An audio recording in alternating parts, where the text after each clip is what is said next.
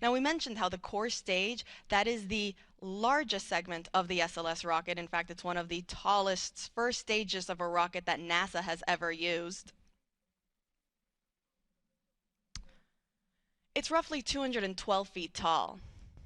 Now, on top of it sits the upper stage, or the interim cryogenic propulsion stage. Now, that's roughly 45 feet tall in comparison.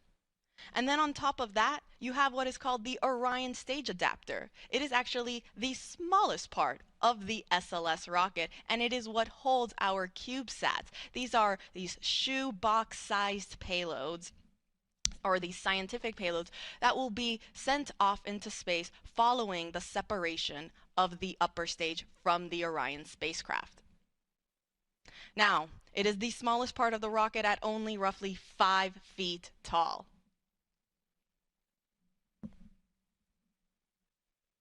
And then, of course, on top of the Orion stage adapter sits our Orion spacecraft. You can see there on your screen the Orion spacecraft, that's on top.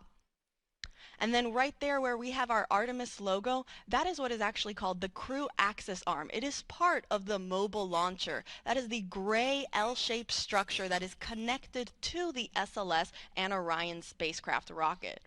Now, the crew axis arm is very important, as again, that name suggests, it is the access point for our astronauts, or really any personnel, to be able to access the spacecraft. So that is where, in fact, our astronauts, Reed Wiseman, Victor Glover, Christina Cook, and Jeremy Hansen, they'll be walking through there later on today when they are ready to board their spacecraft for their mission around the moon.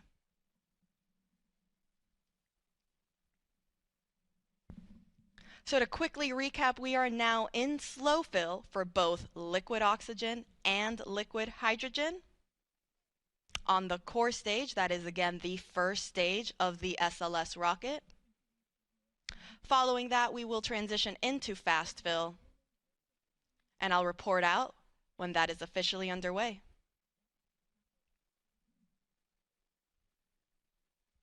Now, while we wait to get into fast fill, teams are currently not monitoring any big issues in the countdown. It's actually been, things have been going really smoothly, fairly well. We are definitely hoping for things to continue that way.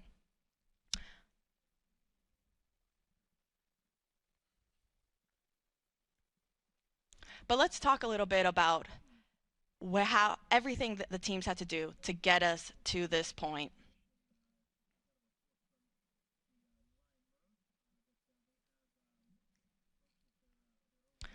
So teams first rolled the SLS rocket and Orion spacecraft to the launch pad for the first time on January 17th. Then on February 2nd, teams performed a wet dress rehearsal. Now, this was a rehearsal to practice loading the propellants on board the rocket, getting into terminal count, but not actually launching. So it was like a practice test before launch. During that first wet dress rehearsal in February, we experienced the hydrogen leak, which, following that test, teams then decided to perform another wet dress rehearsal.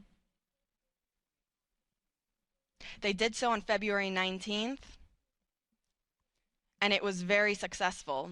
They didn't really see any hydrogen leaks throughout the entire count, or any other leaks for that matter, and they were able to continue throughout all of the milestones that they had planned. Now, we did have to roll back on February 25th due to a helium issue that we saw on the upper stage of our rocket.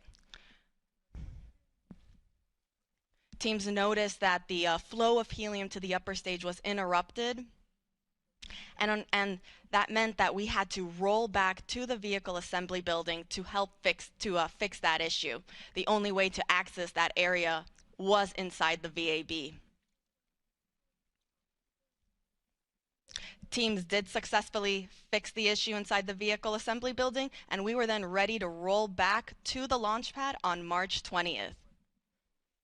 Since then, the teams have been getting the rocket then ready for launch, and we entered our launch countdown on Monday at 4:44 p.m. Eastern Time.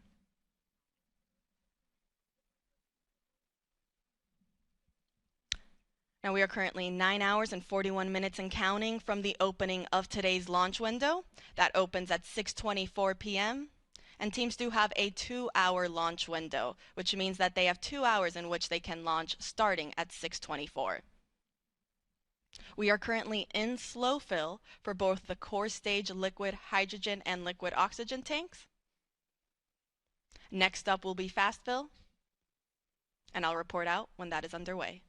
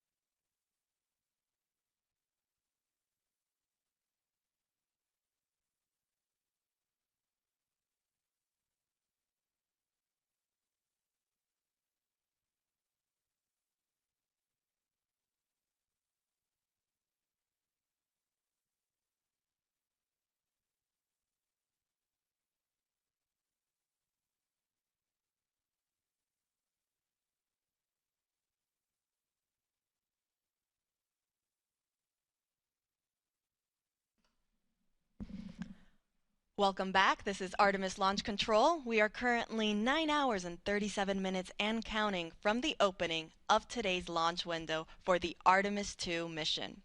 Now our launch window opens at 6:24 p.m. Eastern Time, and teams do have a 2-hour launch window, which means they have 2 hours in which they can launch the SLS, or Space Launch System rocket, and Orion spacecraft that will send 4 astronauts around the moon and back. Now the Artemis launch team, they're currently in firing room 1, like you see on your screen there. They are right now in the process of loading cryogenic or super cold liquid propellant onto the SLS rocket. We are now in our fast fill operations for the core stage liquid oxygen tank. This means that we just completed the slow fill on that tank, and we have now transitioned into fast fill, which means we are now starting to load liquid oxygen at a much faster rate. Now on the hydrogen side, we are still in slow fill for liquid hydrogen. So slow fill for liquid hydrogen, fast fill for liquid oxygen on the core stage. Now just to throw some numbers at you guys again, the hydrogen tank on the core stage holds roughly 537,000 gallons. The liquid oxygen tank, meanwhile, holds roughly 196,000 gallons. On the upper stage, in total, that's also another 24,000 gallons. So you have 4 tanks, over 750,000 gallons of liquid hydrogen and oxygen that is being fed all to these engines, to the 4 RS-25 engines at the bottom of the core stage and the 1 RL-10 engine that's at the bottom of the upper stage. And now, why do we need so much propellant? Because we're sending our astronauts around the moon. We are going into deep space. We're going farther than we have since our Apollo missions in 1972. Now again, all of this liquid propellant feeds the engines that are at the bottom of those stages for this tremendous and magnificent rocket that we see out there on the pad. In fact, in total, SLS is roughly 322 feet tall. It's taller than the Statue of Liberty.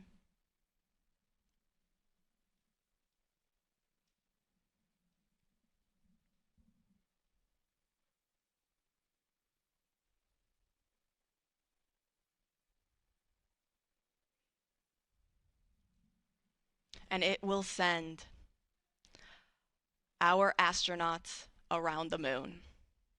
We have our commander, Reed Wiseman, pilot Victor Glover, and mission specialists, Christina Cook and Jeremy Hansen. You can see them there on your screen. From left to right, you have Victor, Jeremy, Christina, and Reed.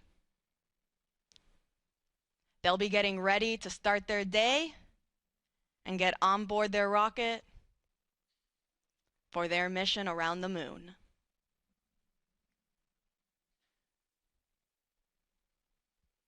Now, Artemis II is a test flight. This is the first crewed test flight of the Artemis missions. We're going to evaluate the crewed system performance in a deep space environment. We'll perform a flyby around the moon. We'll practice a proximity operations demonstration with the upper stage.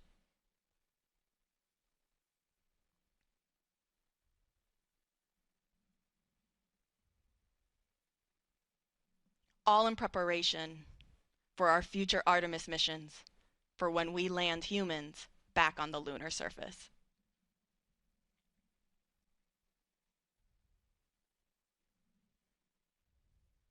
So to quickly recap of where we are in today's countdown, we are currently underway in our fast fill operations for the liquid oxygen tank on the core stage. That is the first stage of the SLS rocket.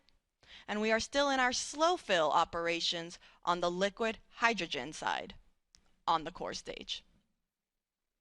I'll report back once we have started fast fill for that liquid hydrogen tank.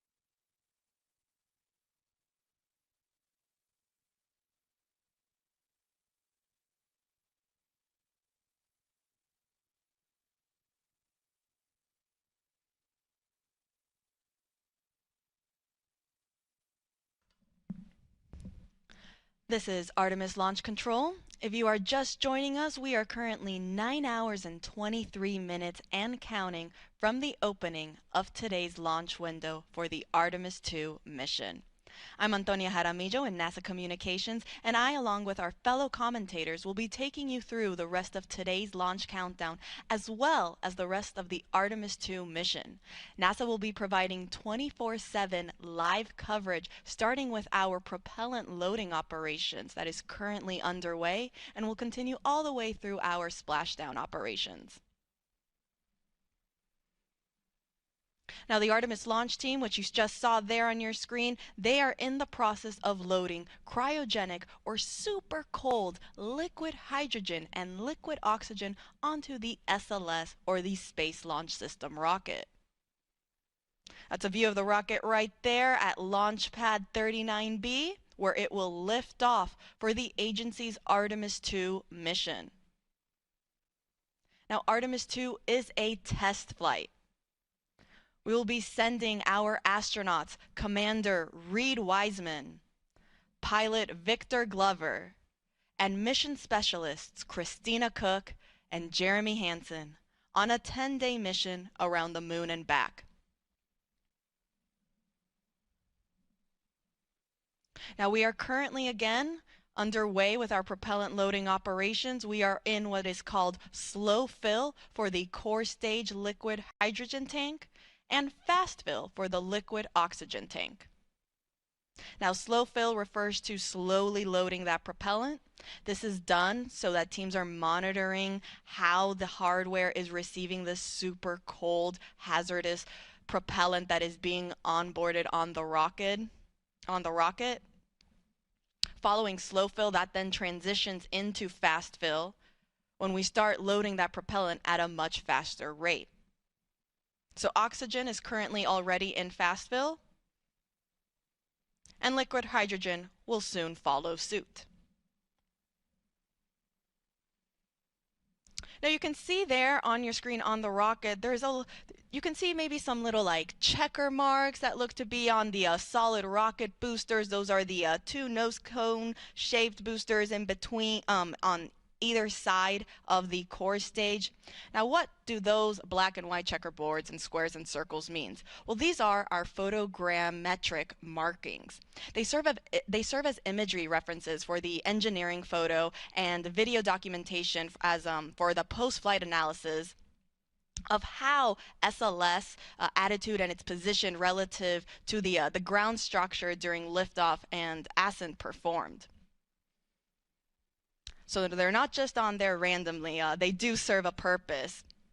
And it is, again, for all of that post-flight analysis. Now let's take it back over to the firing room. And let's take a look at our launch team. You can see there you have Charlie Blackwell Thompson. She's right now walking around on the first upper level row. She is our Artemis launch director. She's currently wearing a green blazer, and you might see some other folks around the room also wearing green a lot. Why green? Well, at NASA, we love our superstitions and we love our traditions. And for the launch team, green is one of those fun traditions that they like to carry on. Green for them means go, so they wear green for good luck.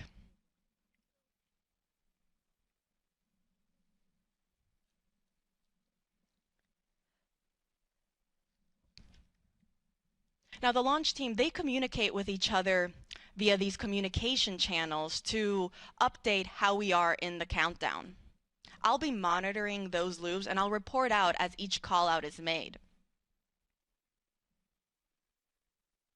The team actually just reported that we have now transitioned from slow fill to fast fill on the core stage liquid hydrogen tank. This means we are now in fast fill for both liquid hydrogen and liquid oxygen.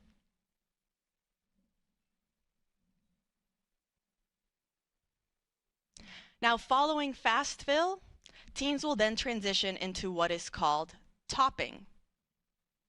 Topping just refers to finishing up the last little bit that is needed to get to 100% level on both tanks. Once we finish topping, we will then enter what is called replenish mode. And this means that the teams are just constantly replenishing these tanks to maintain 100% flight level.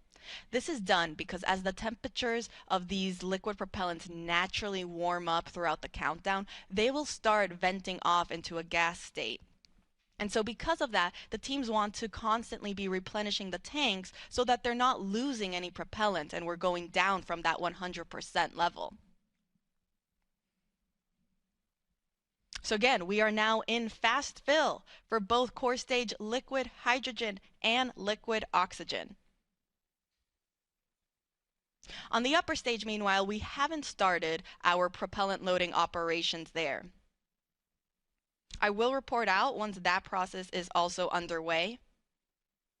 Teams will first start with chilling down the upper stage liquid hydrogen tank. And because the upper stage is so much smaller than the core stage, it actually gets to skip a step in its propellant loading operations, and it goes straight from chill down to fast fill. And really, this is done again because of the sizes of these tanks. On the core stage, you have the liquid hydrogen tank that fits roughly 537,000 gallons of liquid hydrogen. The liquid oxygen tank, meanwhile, holds roughly 196,000 gallons. In total, that's about 733,000 gallons on the core stage alone. On the upper stage, meanwhile, the total amount of propellant is roughly 24,000 gallons, so significantly smaller. And because of this, they are able to go straight from chill down into fast fill.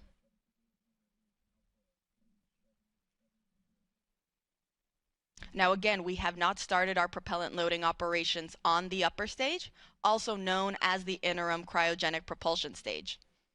I'll report out once that process is underway.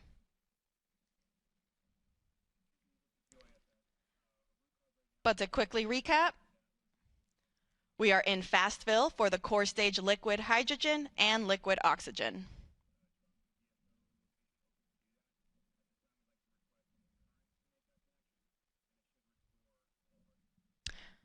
Now, all of these tanks on both the core stage and the upper stage are going to feed the engines underneath those both stages. On the core stage, there are 4 RS-25 engines. You see them there on your screen right there. So both the liquid hydrogen and the liquid oxygen tank, they feed those 4 RS-25 engines that start at roughly T-minus 6.36 seconds until liftoff. That's when they get ready. And then on the upper stage, the liquid oxygen and liquid hydrogen tank feed that 1 RL-10 engine.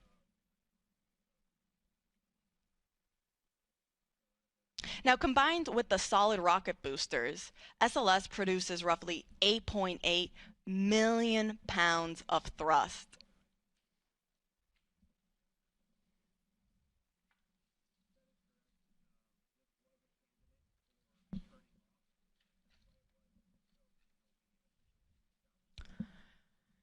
In total, it is 322 feet tall, taller than the Statue of Liberty.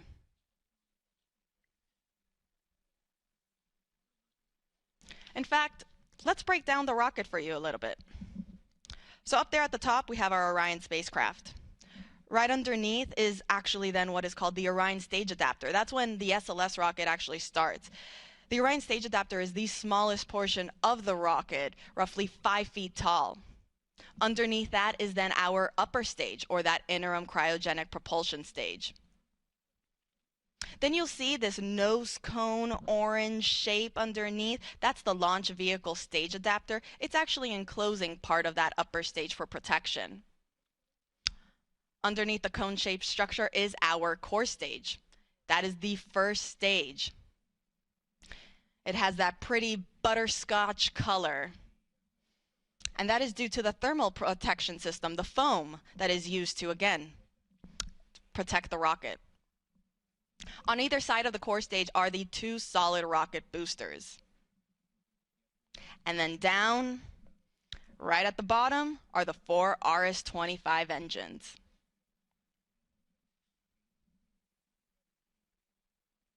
All right, so we are in fast fill again for core stage liquid hydrogen and liquid oxygen.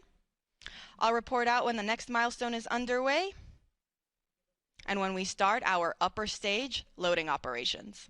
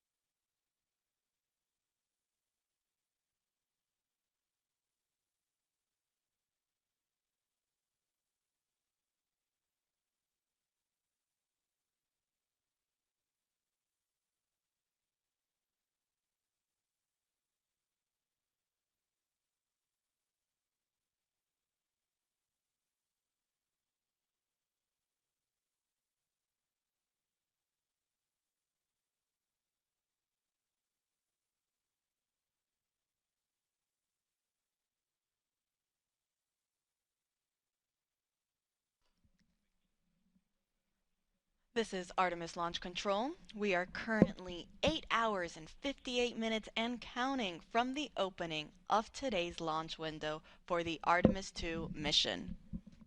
That launch window opens at 6:24 p.m. Eastern Time later today. Teams do have a 2-hour launch window in which they can try to launch, so if we don't launch right at 6:24 p.m., that is okay.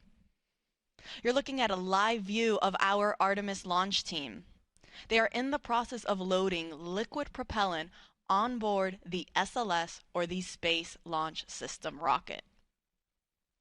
We're currently in the process of loading liquid hydrogen and liquid oxygen on the core stage of the SLS rocket. Now, the core stage is the first stage of that rocket. You can see there on your screen, it is the orange section in between the two solid rocket boosters.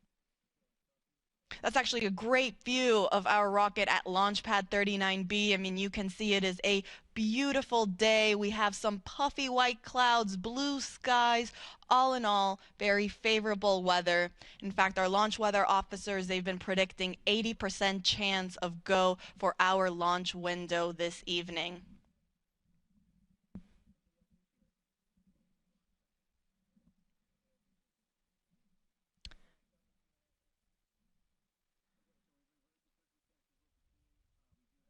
Now, there at the bottom of the rocket are our 4 RS-25 engines. Each engines are roughly the size of a compact car. The solid rocket boosters, those are the two white rocket boosters and on either side of the core stage. Each booster is taller than the Statue of Liberty, and they also hold the entire weight of the rocket.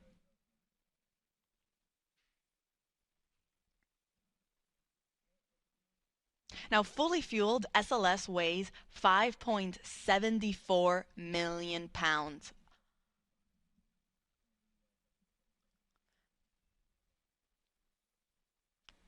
And again, you can see on your screen, you might see some gas that's being vented off underneath the rocket and the mobile launcher. The mobile launcher is that gray shape structure that is connected to the rocket. It's essentially what is providing all of the power, the propellant, the coolants, everything, all the access points to keep the rocket and the spacecraft alive and functioning and running until it is ready for launch.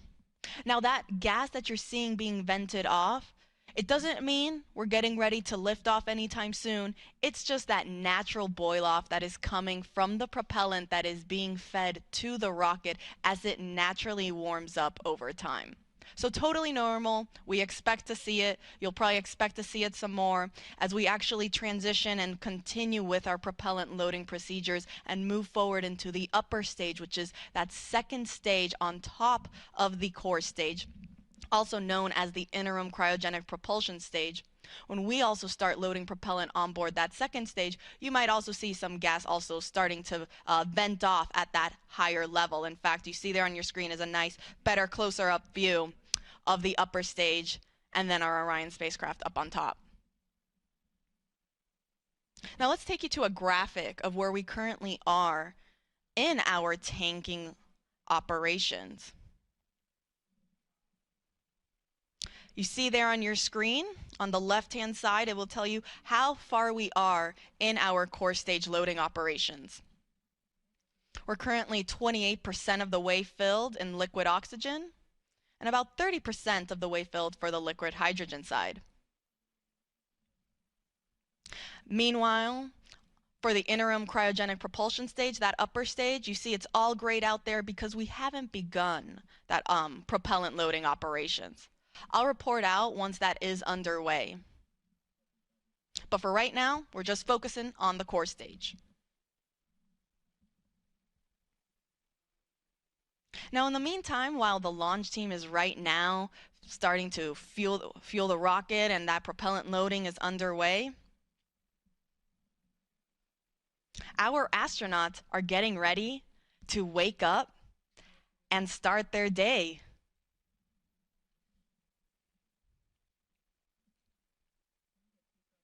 As a reminder, we will be sending 4 astronauts around the moon and back. Commander Reed Wiseman, pilot Victor Glover, and mission specialists Christina Cook and Jeremy Hansen will go on a 10-day mission around the moon. Artemis II is a test flight where we are going to test the life support systems with our flight crew on board. This is NASA's first crewed Artemis mission, and it will pave the way for our future Artemis missions for when we land humans back on the lunar surface.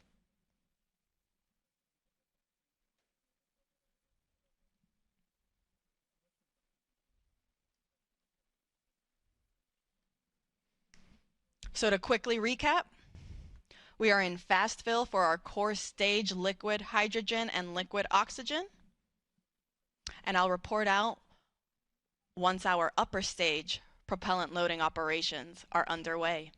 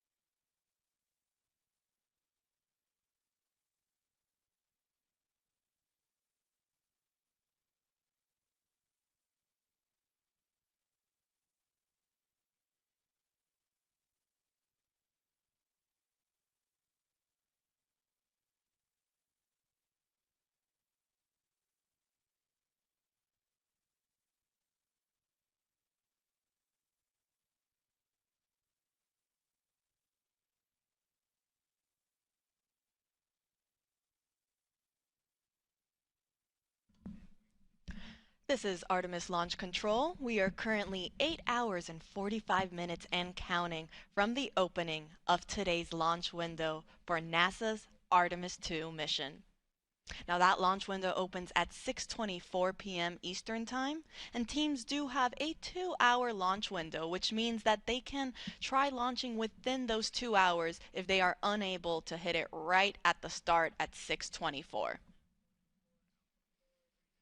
Now, the Artemis launch team is currently loading super cold or cryogenic liquid propellant onto the SLS or Space Launch System rocket. We're currently in our fast fill operations for the core stage liquid hydrogen and liquid oxygen tanks, and the teams just reported that they are also now starting their chill down operations for the liquid hydrogen tank on the upper stage, or that second stage of the SLS rocket. You can see a great view of it there on your screen. It sits right up on top of where you have the nose cone shape structure. That's orange. Up on top there is a portion of that upper stage, also known as the interim cryogenic propulsion stage. And then, if you're curious, the nose cone structure shape, that is called also the launch vehicle stage adapter. It is a part of the rocket, and it is enclosing also a portion of the interim cryogenic propulsion stage. This is done for protection, so you don't see the engine that's underneath that second stage, but it is underneath there, hidden behind the launch vehicle stage adapter. So again, we are now starting our chill down for the liquid hydrogen on our upper stage. Following that, we will then transition into fast fill for liquid hydrogen on the upper stage. Meanwhile, on the core stage, that is the first stage of the rocket, fast fill is already underway.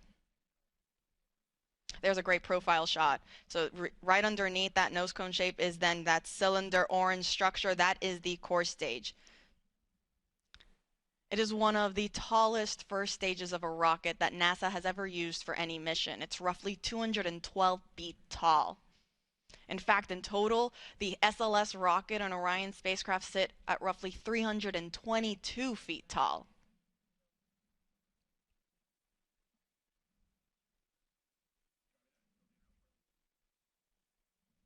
Now I'll report out once chill down is complete on the upper stage and we have transitioned into fast fill.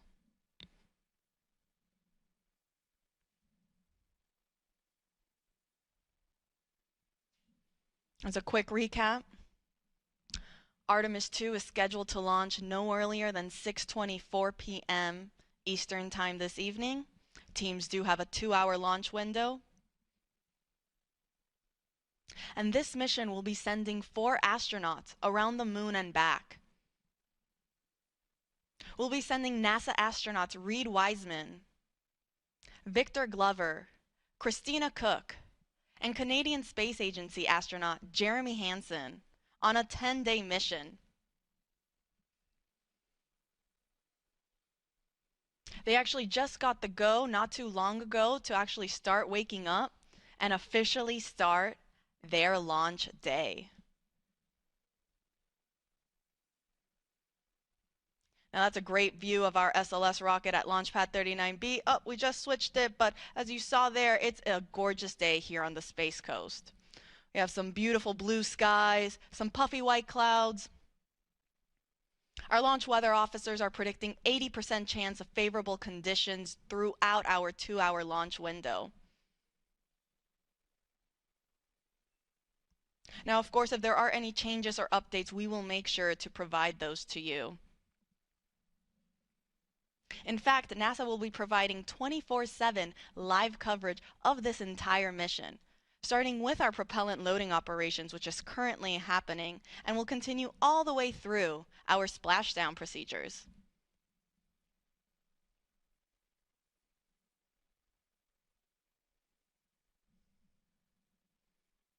You can see there on your screen how to watch.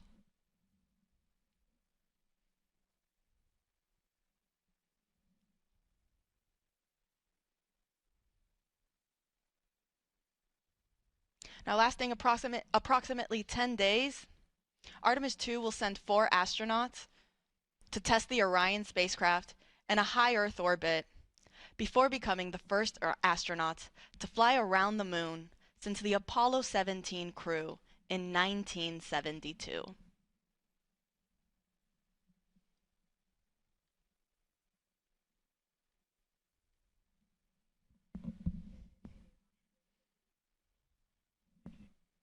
Again, we are in fast fill for core stage liquid hydrogen and liquid oxygen, and we are in chill down for the liquid hydrogen tank on our upper stage or interim cryogenic propulsion stage.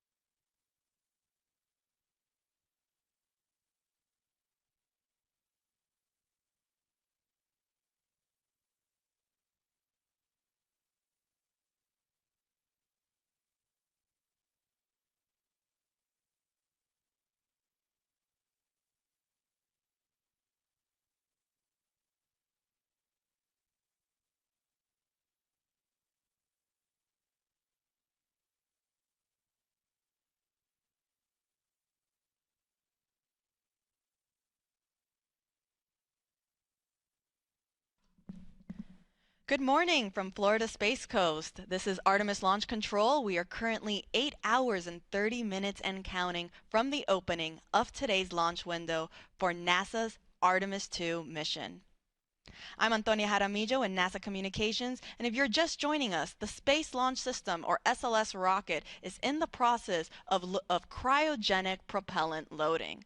That means the launch team that is currently in firing room 1 that you see on your screen there are loading the cryogenic or super cold liquid hydrogen and liquid oxygen on the SLS rocket, fueling it for flight.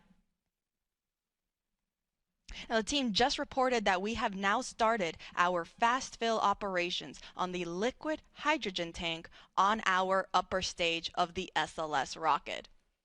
That is also called the interim cryogenic propulsion stage. It is the second stage of our SLS rocket. You have a great view of it there on your screen. Up at the top, if you see, you have the Orion spacecraft.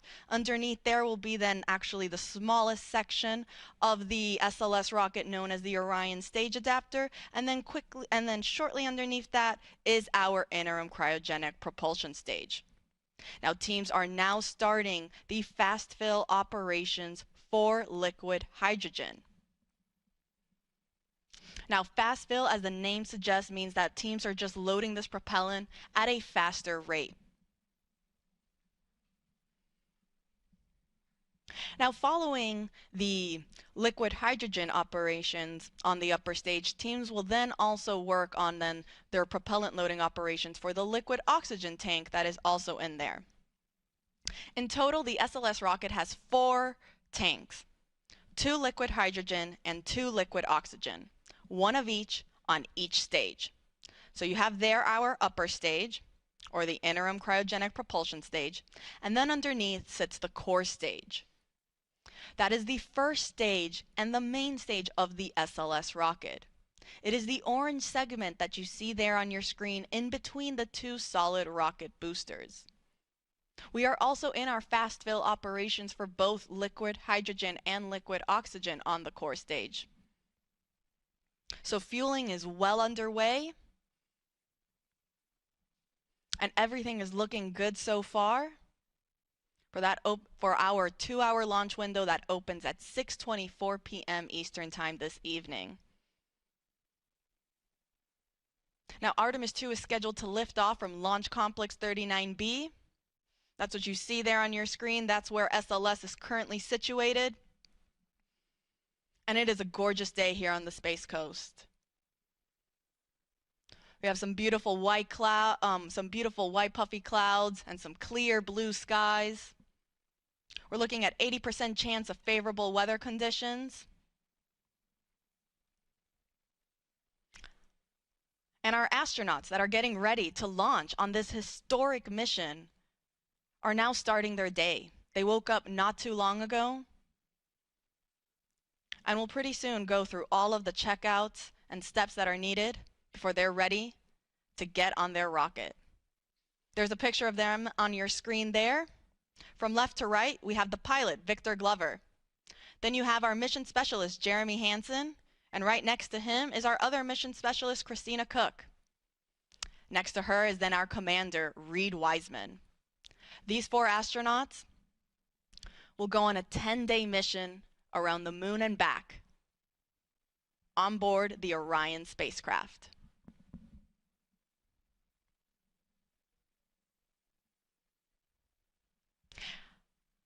Now, fun fact, you see again there, we were talking a little bit about the different sections of the rocket, and we mentioned briefly the Orion stage adapter. Now, the Orion stage adapter is the last section of the SLS rocket. It's what sits in between the interim cryogenic propulsion stage and the Orion spacecraft. And it's also what houses our secondary payloads, or these shoebox-sized CubeSats, that will be providing and conducting scientific experiments. They'll be deployed shortly after separation from the upper stage and the spacecraft, and they will go to their specific destination in space to conduct scientific data. Now, inside the Orion stage adapter, fun fact, our astronauts, so Reed Wiseman, Victor Glover, Christina Cook, and Jeremy Hansen, they actually got the opportunity to sign the interior of the OSA, or that Orion stage adapter.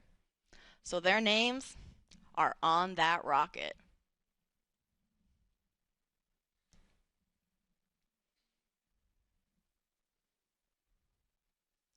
It is fully built by NASA at Marshall Space Flight Center in Huntsville, Alabama.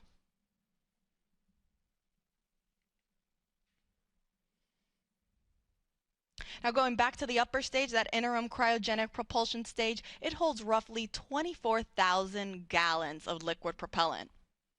The liquid hydrogen tank is approximately 17,000 gallons, and the liquid oxygen is roughly 6,000 gallons. Much smaller in comparison to the core stage, that holds roughly 733,000 gallons total.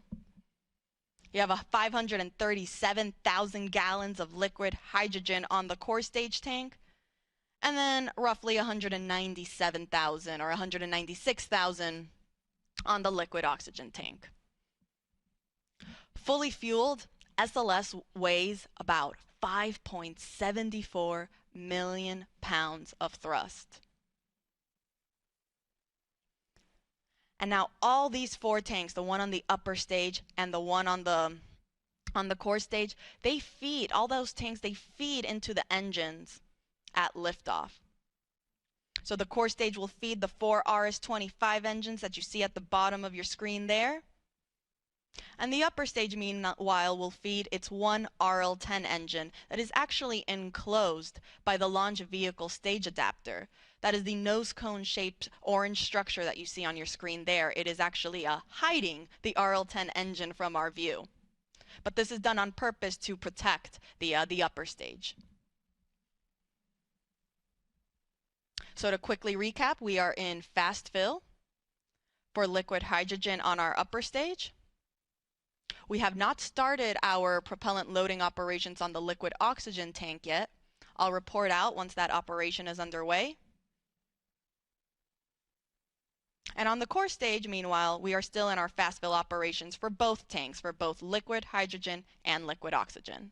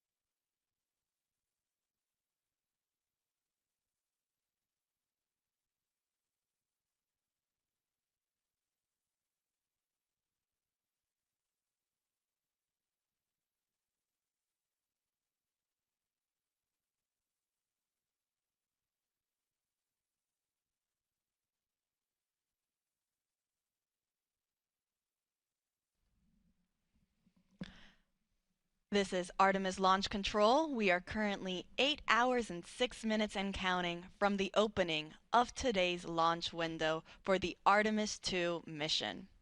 Now that launch window opens at 6:24 p.m. Eastern Time this evening. Teams do have a 2-hour launch window, which means that if we don't launch right at 6:24, they do have an additional 2 hours in which they can try to launch. Now the launch team, which we see here on our screen, they're currently in Firing Room 1 at NASA's Kennedy Space Center in Florida. They're in the process of loading liquid propellant onto the SLS rocket. Now it's not just the launch team that's here in the firing room that is helping and is on console for today's launch, but we also have supporting teams across the country that are tuning into this countdown. One of those teams is actually the Artemis Mission Management Team. They recently just got here on console. They have a separate section and room. If you actually look, it's to the right-hand side of our launch director and assistant launch director, Charlie Blackwell Thompson and Jeremy Graber, respectively. Over there on the right-hand side where you kind of see that glass enclosure structure, in there is where our Artemis Mission Management Team will sit for the duration of today's countdown. Now, they just recently arrived on console. And apart from the mission management team, we also have the mission control team at NASA's Johnson Space Center in Houston and the SLS Engineering and Support Center at NASA's Marshall Space Flight Center. And this doesn't include the other several contractor locations that are also around the country supporting this launch and this mission.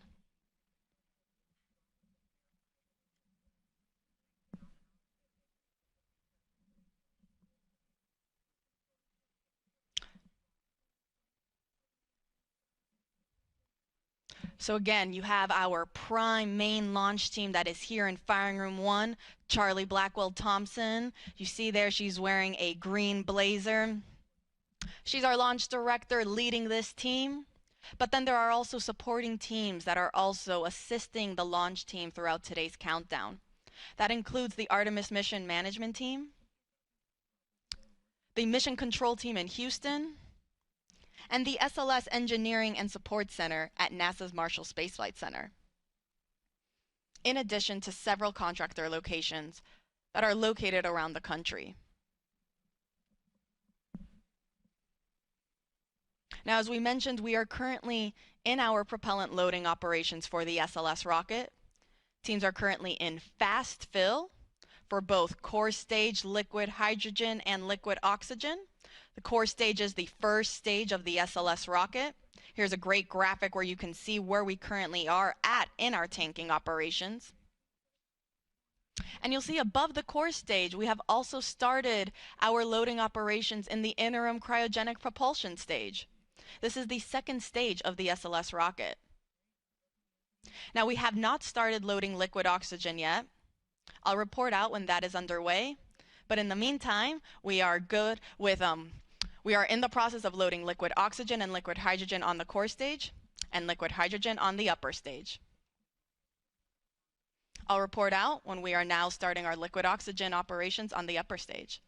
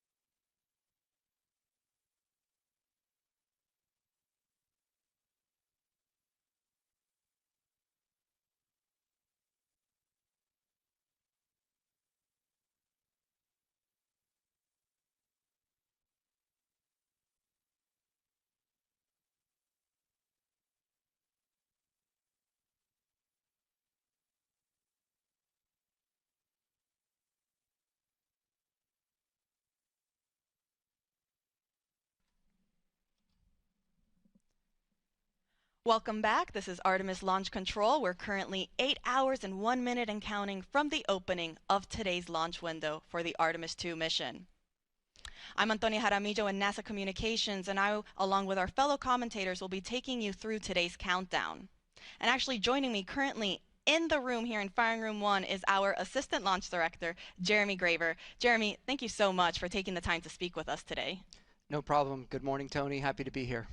You know, Jeremy, I think we recently heard the call out that our flight crew, our astronauts, they just got their wake-up call. Can you run us through kind of what the rest of the day now looks like for them?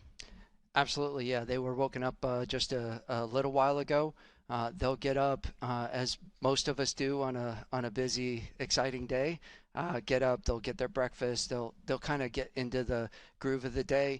They'll go through multiple meetings and discussions just to understand where we are. In a little while, the launch director and our flight director will provide a weather briefing for the flight crew to talk about all of the weather potentials that could play into today's launch opportunity. Once that's complete, they will then start getting suited up, and they'll head to the suit room, start doing all their preparations from a suit up perspective. As that's completed, they'll be checking with us to make sure that we're ready for them to come to the pad, and then they'll be on their way headed out to the pad in the Astrovan, ready to get out to launch pad 39B, get up on top of the mobile launcher onto the 274-foot level, go across the crew access arm into the white room, and enter the Orion spacecraft. So we're really excited for those events later today. It is. It's a very busy and exciting day, like you mentioned. I hope they got some good rest and didn't, wake up a bunch of times throughout the night. I know I certainly did, but just because of pure excitement, like you mentioned. Now let's shift focus back on the rocket. How's propellant loading going? Everything is going very well right now. As I stepped off console to come in here, the core stage LH2 tank was about 95% loaded. The upper stage is probably about halfway and moving towards their completion for LH2. The liquid oxygen side of the core stage is in fast fill as well, and proceeding well, and we will be getting into the upper stage LO2 loading in a little while. So all things moving per schedule and working towards that plan for the day.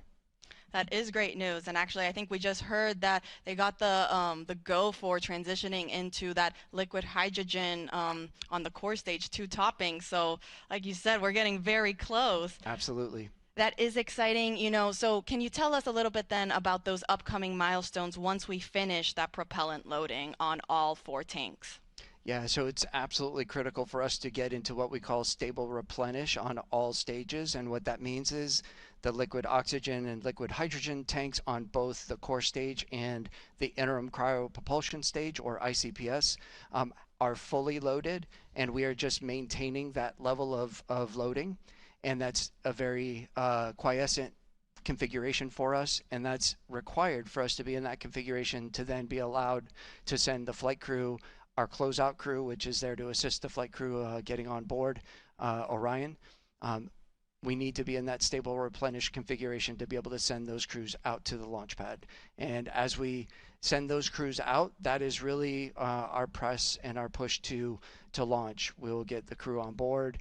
They go through a number of checks, communication checks, system checks, and then our closeout crew's job is to back out of the crew module, close all of our hatches, get us in configuration to be able to then the closeout crew to leave the pad, and that puts us in the configuration to allow us to proceed through the rest of launch countdown as we proceed down to our final hold at T-minus 10 minutes, where we do all of our launch polls and determine that we are ready to pick up with what we call terminal count, which is from T-minus 10 minutes down to launch at T0.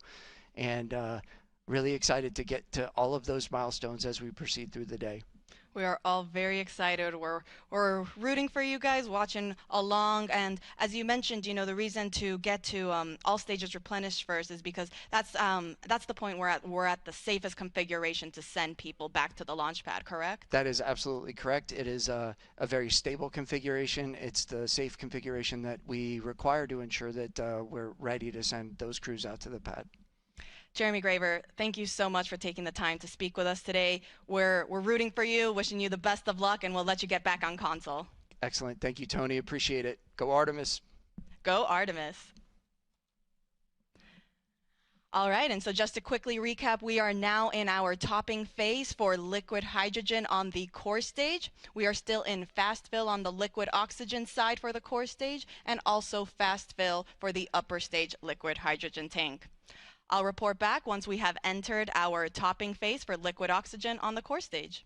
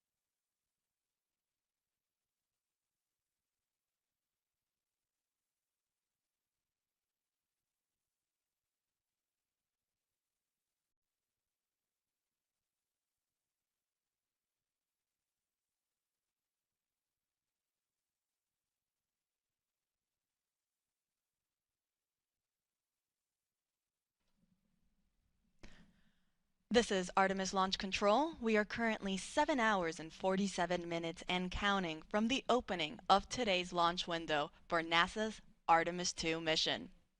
That launch window opens at 6:24 p.m. Eastern Time this evening.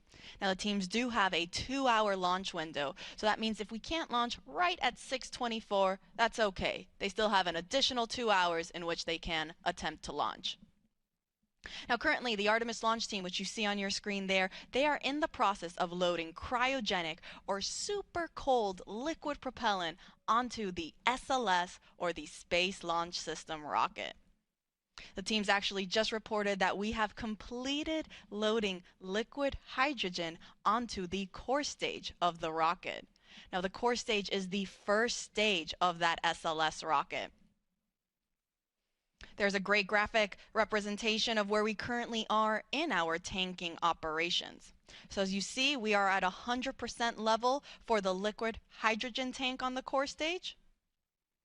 So that means we are now, the teams are just going to be constantly replenishing that tank as some of that liquid starts boiling off into a gas due to the temperatures as it starts warming up. So teams will therefore replenish it constantly to maintain this 100% flight level. Now, as you can see, right above the hydrogen tank sits our liquid oxygen tank. That's currently 70% of the way filled. And then on our upper stage, or the interim cryogenic propulsion stage, this is the rocket stage that sits on top of the core stage. We are currently in our fast fill operations for liquid hydrogen on that upper stage. Teams have not started liquid oxygen for the upper stage, and that is totally normal. That is part of the countdown. We aren't scheduled to start our upper stage liquid oxygen loading operations until we start getting into, so we get much further into our loading operations for the liquid oxygen tank on the core stage. So again, we are now in replenish for the core stage liquid hydrogen tank, and we are in fast fill for the liquid oxygen tank on the core stage and the liquid hydrogen tank on the upper stage. Now, a quick recap on how the whole tanking loading process goes. Teams will first start with what is called chill down. So prior to us actually starting to load the super cold propellant onto the rocket, they will first chill down all of the systems and lines. This is done to make sure that it is able to receive these super cold temperatures. In order for hydrogen to be in a liquid state, it needs to be negative 423 degrees Fahrenheit. Oxygen in a liquid state is negative 297 degrees Fahrenheit. So very, very cold temperatures. And as such, we want to make sure that we are conditioning all of the systems to be able to receive those cryogenic temperatures so that we aren't shocking the hardware and we're not causing any potential damage unnecessarily. Now, following chill down, we will transition into what is called into slow fill on the core stage. Now, slow fill, as the name suggests, refers to slowly starting to feed that propellant onto the rocket. This officially marks the start of our propellant loading.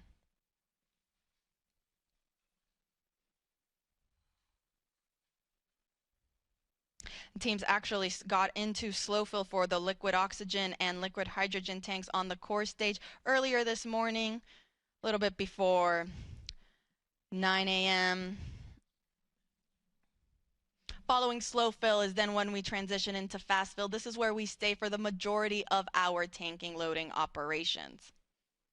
Similarly to slow fill, fast fill refers to loading propellant at a much faster rate. And that is currently where the liquid oxygen tank state is in. We are in fast fill for liquid oxygen tank on the core stage. Now, after fast fill, we transition into topping. This is the last little bit that is needed to fill the tanks to 100% level. Hence why we're topping it off. Following topping, we are now at 100%. And so now we transition into replenish mode. Replenish just means we're going to be constantly replenishing these tanks so that we make sure we are again at 100% flight level.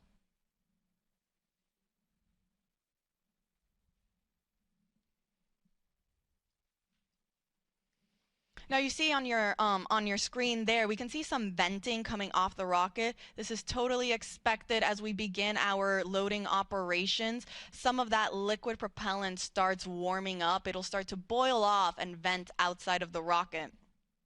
Hence why we see some of that gas getting expended from down underneath where the engines are at the bottom, and also a little bit at the top where the upper stage is located. So again, an expected condition.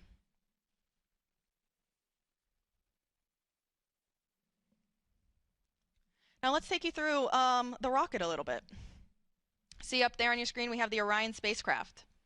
Underneath there is the Orion stage adapter. The Orion stage adapter is what houses our secondary payloads, or these scientific CubeSats. They're shoebox-sized scientific experiments that will go to space following separation from the upper stage and the spacecraft.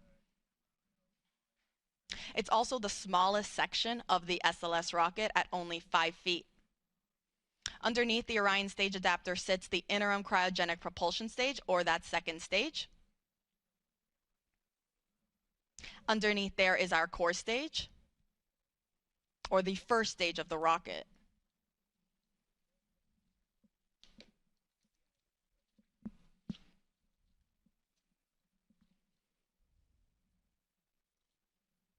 Now the core stage, it consists of the propellant tanks, the ducts, the valves, avionics, and it also houses the 4 RS-25 engines that are down there at the bottom. Next to the core stage, we have our 2 solid rocket boosters. Each is taller than the Statue of Liberty.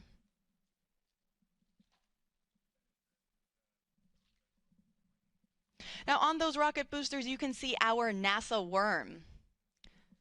The worm logo spans 25 feet end to end, or roughly the length of 1 booster motor segment. Now we actually have 5 segments each on each booster, so 10 segments total. It's actually 1 segment more than what was used during the space shuttle program. Now you should also be able to see some black and white markings around the rocket.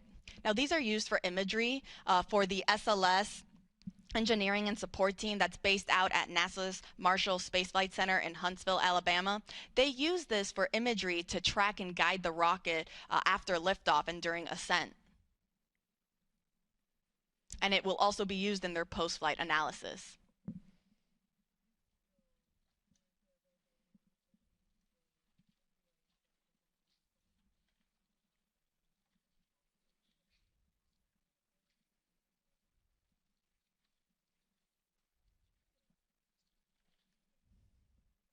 Now the orange color of the core stage is the thermal protection system, or that spray-on foam insulation. Now this provides the thermal protection for every part of the rocket.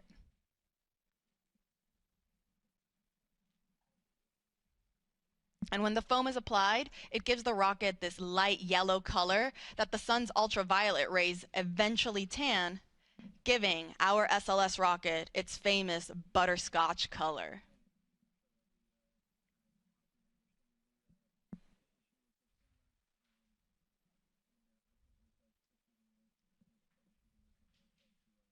So again, to quickly recap, we are in replenish mode for the core stage liquid hydrogen tank.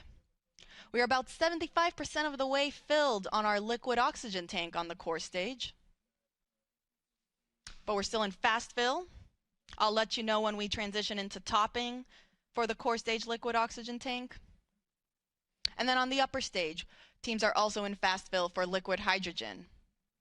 And they have not started the liquid oxygen operations on the upper stage yet. I'll make sure to report out all of these milestones as they're underway.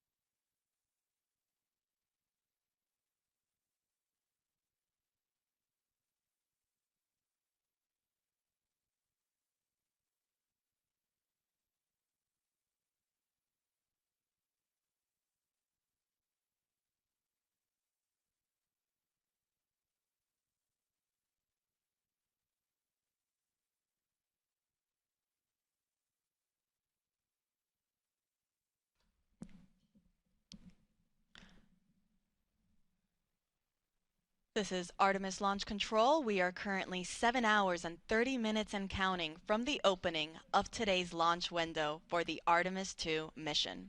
That launch window opens at 6:24 p.m. Eastern Time, and teams do have a 2-hour launch window, which means that if we don't launch right at the beginning at 6:24, they do have an additional 2 hours in which they can attempt to launch. Our launch team is currently in Firing Room 1 at NASA's Kennedy Space Center in Florida and are in the process of loading cryogenic or super cold liquid propellant onto the SLS or the Space Launch System rocket.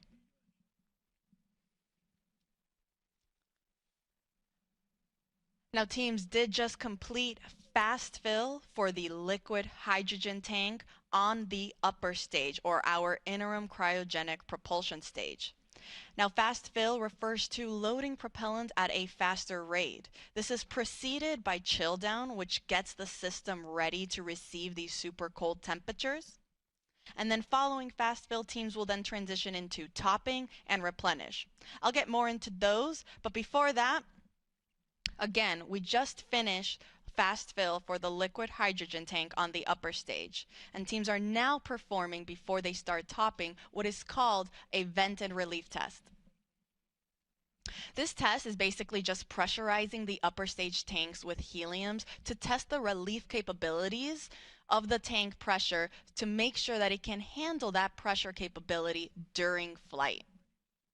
So between fast fill and topping, teams will perform this test on both the liquid hydrogen and the liquid oxygen tanks on the upper stage. Following that test completion, we will then transition into topping, which just means finishing loading the rest of the tank to 100%. Following topping, we enter what is called replenish mode, which basically just means that now we are going to be replenishing these tanks at 100% level, because as we naturally get throughout the countdown, that propellant is going to start warming up and it'll start boiling and venting off, as you can see on your screen there what is happening. So because of that, and because the teams want to make sure that they still have 100% level in all 4 tanks, the 2 on the upper stage and the 2 on the core stage or the first stage of the rocket, they continuously replenish the tanks until the final 10 minutes of the launch countdown, or what is known as terminal count. Now, speaking of replenish mode, we are currently in replenish mode for the core stage liquid hydrogen tank. So we were just talking about how we finished fast fill on the upper stage liquid hydrogen tank. We are also then in replenish mode for the core stage liquid hydrogen tank. On the liquid oxygen side, we are still in fast fill for the core stage liquid oxygen. And then on the upper stage, we haven't started those liquid oxygen operations yet. The teams want to wait until we are a little bit further along in the core stage liquid oxygen loading operations before we transition into that upper stage loading operation.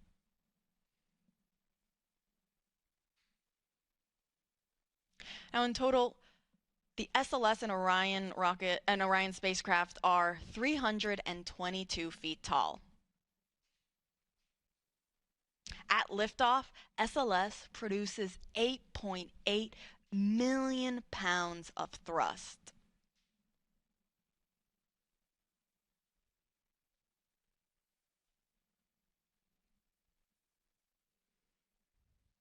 A little bit more than the Saturn V rocket that was used during the Apollo missions, which were roughly 7.5 million pounds of thrust to send those astronauts to the moon.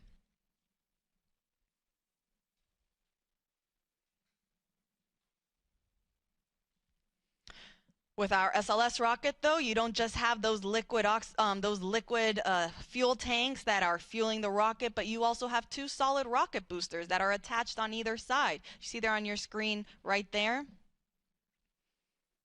They also help provide that extra push and that thrust right at liftoff.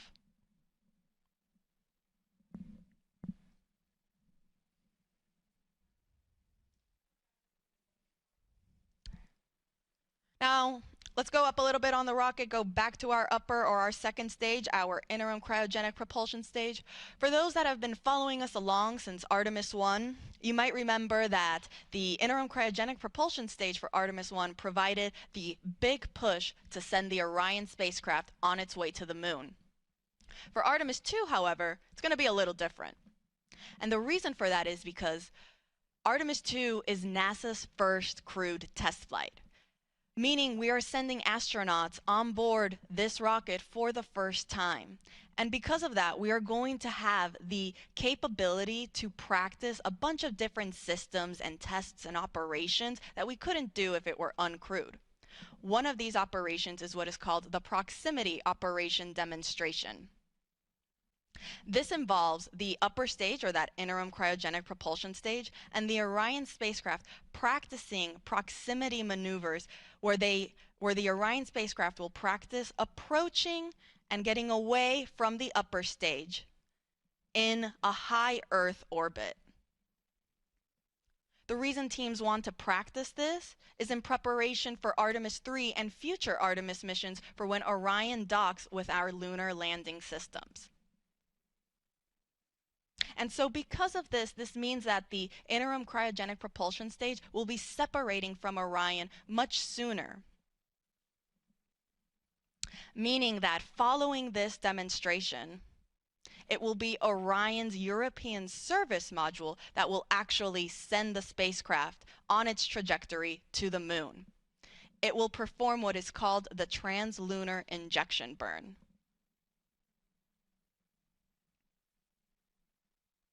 Now, this proximity operation is scheduled to happen during the first day of flight, so pretty soon. And NASA will be providing you with 24/7 live coverage starting right now as we have been going through our propellant loading operations, and we will continue throughout the course of the entire mission, including all of the splashdown operations.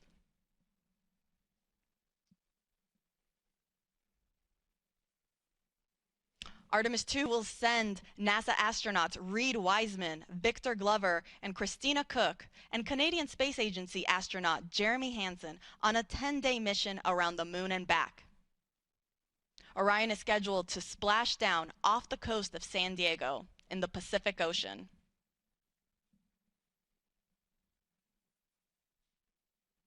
So to quickly recap, teams are in the process of performing a vent and relief test on the liquid hydrogen tank on the upper stage, following finishing their fast fill operations.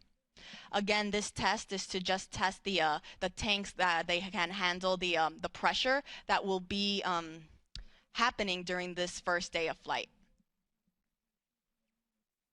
Following this test, we will then transition into our topping phase on the upper stage liquid hydrogen tank, and it'll then transition to replenish. On the core stage, meanwhile, we are still in fast fill for the liquid oxygen tank, and we are in replenish for liquid hydrogen. Now, this is a very big and important milestone to me because, again, for those that have been following us along, especially with Artemis II, during our fast fill operations on the core stage liquid hydrogen tank during wet dress rehearsal 1, that was our first test of this Artemis II moon rocket where we tested loading the propellants on board. Teams experienced the liquid hydrogen leaks shortly after getting into fast fill during that first test. They then performed a second wet dress rehearsal where they did not see any major leaks. Tanking loading operations went very smoothly, and it was a very successful test. And so it's great to see that throughout today's countdown for launch, there also weren't any significant issues or leaks reported during our liquid hydrogen loading phase on the core stage. So we are now in replenish mode for liquid hydrogen. We're about 84% of the way on the liquid oxygen tank. And we're also almost there on the upper stage for liquid hydrogen.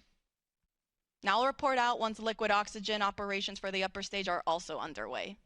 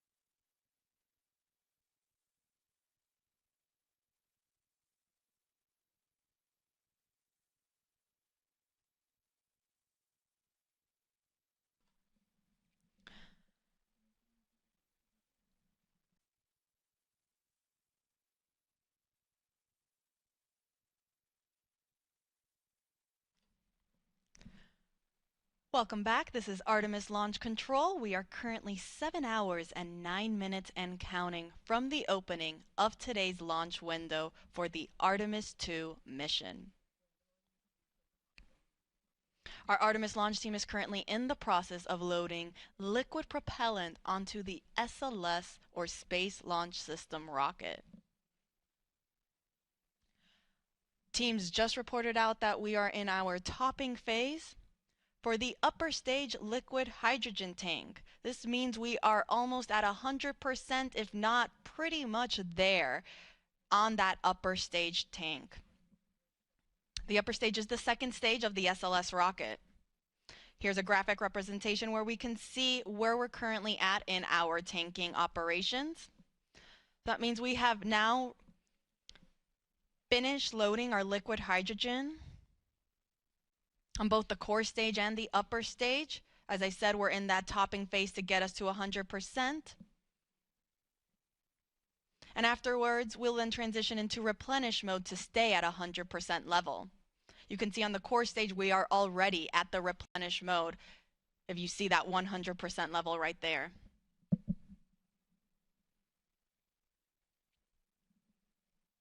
And we also just got confirmation that we are also in replenish for the upper stage liquid hydrogen tank. Now on the liquid oxygen side, we still have a little bit to go. We're almost there on the liquid oxygen tank for the core stage. You see roughly 92% of the way filled. And we haven't started our liquid oxygen propellant loading operations on the upper stage.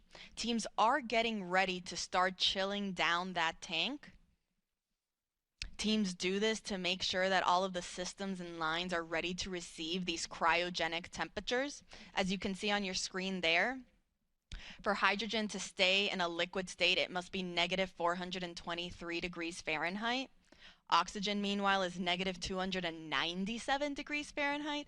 So these super, super cold temperatures, we want to make sure that the rocket is able to receive them without damaging any of the hardware on board. So we'll start with chilling down that liquid oxygen tank and lines before we actually start loading it onto the upper stage.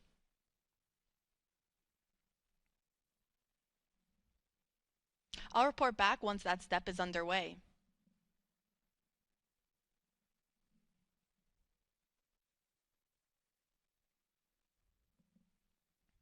As a reminder, our launch window opens at 6:24 p.m. Eastern Time this evening. Teams do have a 2-hour launch window, so that means if we don't launch right at 6:24, that is okay. They still have additional opportunities throughout that 2-hour launch window. Now, NASA's providing 24/7 live coverage throughout this entire mission, beginning with our propellant loading operations that is currently underway. And as we continue our coverage this morning, we are also, and we continue monitoring all of our loading operations. We thank you for following us along. Part of our live coverage will, of course, include our launch this evening. That live launch coverage for Artemis II will continue right here at the beginning at approximately 12:50 p.m. Eastern Time. You can continue watching on our NASA's YouTube channel, as well as on NASA Plus and the other NASA social media channels.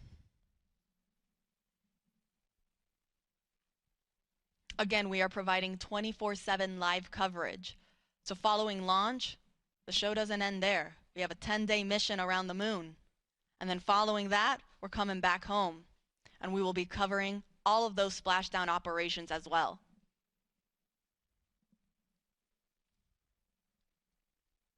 Artemis II is a test flight. It is NASA's first crewed Artemis mission.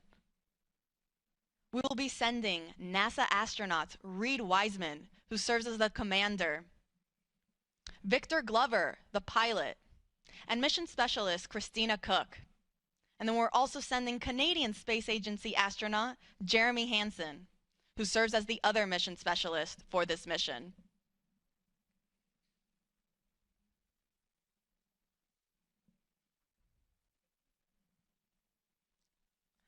So to quickly recap, we are in Replenish for both liquid hydrogen tanks on the core stage and the upper stage of our SLS, or Space Launch System rocket. And we are getting very close to being almost all the way full on the liquid oxygen tank in the core stage.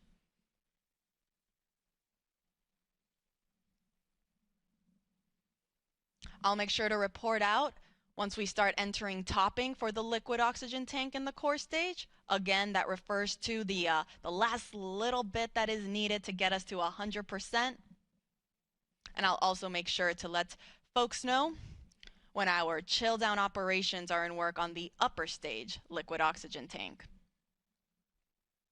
As a reminder, all of this propellant that are on board these 4 tanks of these two rocket stages, they feed the engines that are underneath and then provide the power and the push to send the Orion spacecraft on its voyage to the moon.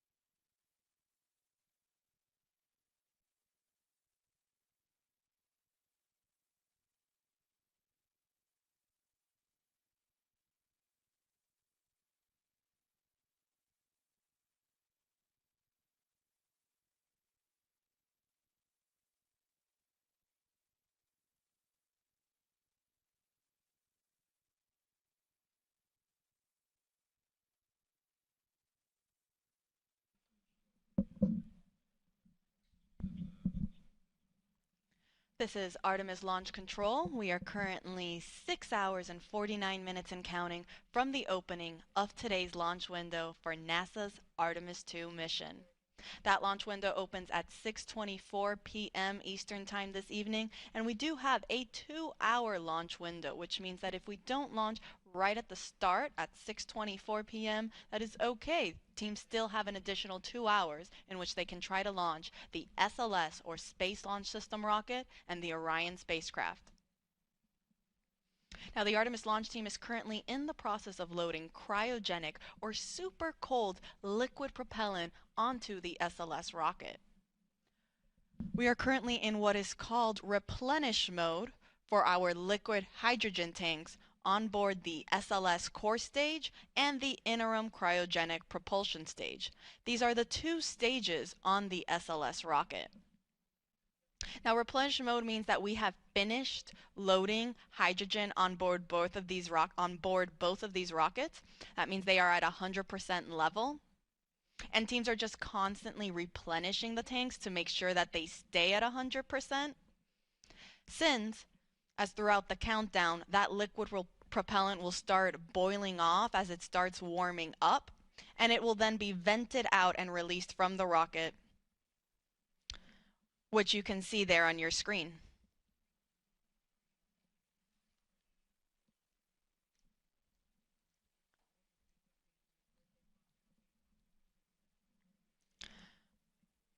Now, on the liquid oxygen side, teams are now in topping phase for the core stage liquid oxygen tank. Topping is the in-between state of fast fill and replenish mode. Fast fill is where we spend the most of the time loading propellants. We load it at a much faster rate. Then once we reach a certain point, we will transition into topping to finish loading the tank to 100%. That is now where we are currently at in the core stage liquid oxygen tank. And following topping, we then transition into replenish. So we're in core stage liquid oxygen topping. We're in topping for the core stage liquid oxygen tank. And we are in replenish mode for both tanks on the liquid hydrogen, on the core stage and the upper stage.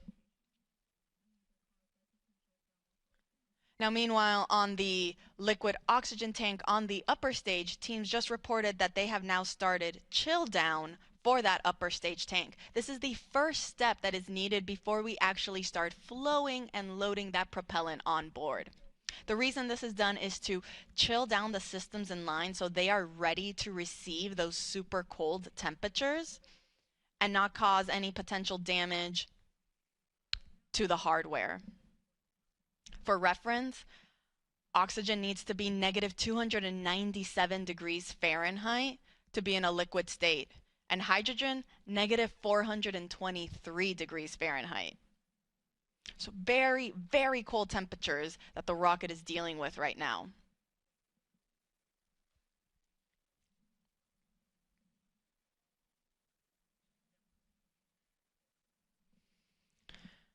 Now again, we are underway for the Artemis II mission.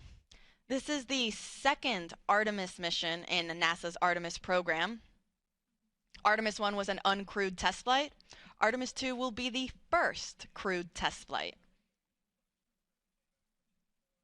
This will be the first time we send astronauts on board our Orion spacecraft.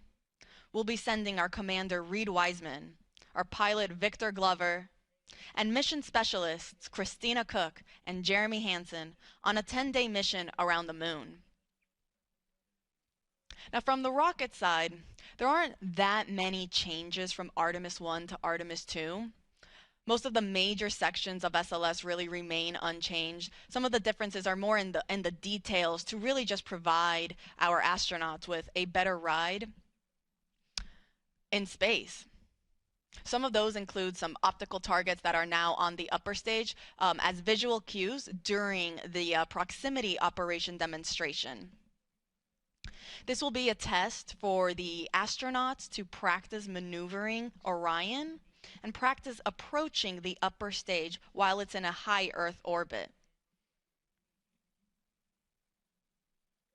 Another improvement for SLS was an improved navigation system. Also, communications capability between the ground stations and the U.S. Space Force Space Launch Delta 45, which controls the eastern range. That is responsible for kind of helping dictate when we are allowed to launch here off the Space Coast in Florida.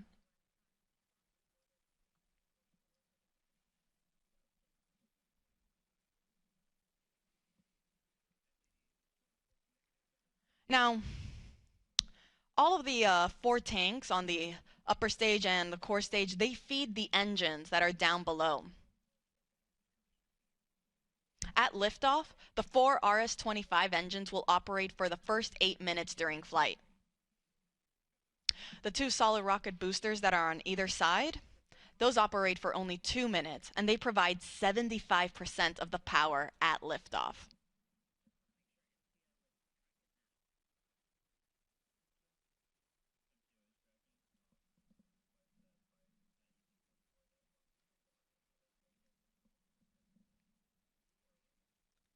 So to quickly recap, we are in Replenish for our both liquid hydrogen tanks. We entered topping for the liquid oxygen tank on the core stage. That means very, very soon we'll be in replenish mode for that tank as well. And we are in our chill down operations for the liquid oxygen tank on the upper stage. Pretty soon we will be entering fast fill. I'll report out when that is underway.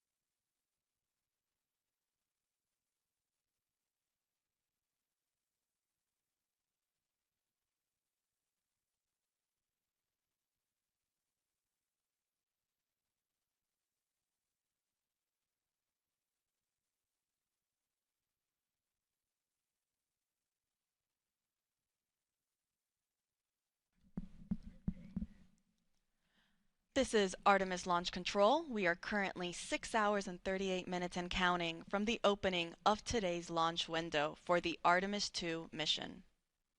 That launch window opens at 6:24 p.m. Eastern Time this evening, and teams do have a 2-hour launch window in which they can attempt to launch the SLS, or the Space Launch System rocket, and Orion spacecraft.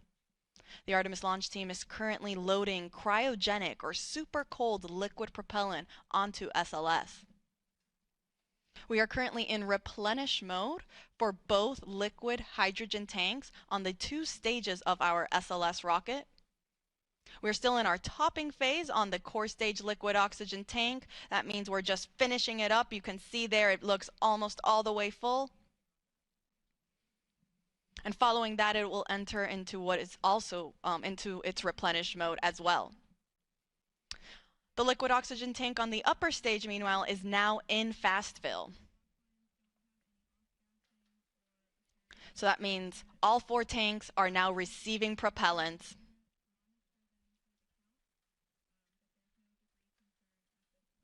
Following fast fill on the liquid oxygen tank for the upper stage, teams will perform that vent and relief test that they also did for the liquid hydrogen side on the upper stage. This test is again just to test the relief capabilities to make sure that the upper stage can handle the pressure that will be introduced at liftoff and during launch. Following that, it will then enter topping and will then go to replenish mode as well. Once we are in replenish mode for all tanks, that'll be the signal to the launch team to tell our astronauts that they are ready to start heading out to the launch pad and get on board their Orion spacecraft. Now, Artemis II is a test flight, and it is NASA's first Artemis crewed mission. That means this will be the first time that our astronauts, our Commander Reed Wiseman, pilot Victor Glover, and mission specialists Christina Cook and Jeremy Hansen, they will be the first to experience launch and flight atop SLS. The rocket hits a maximum speed of 22,670 miles per hour.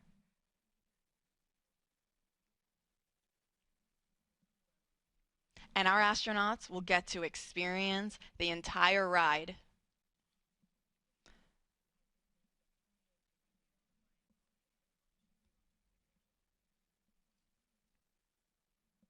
So to quickly recap, we are in replenish mode for both liquid hydrogen tanks.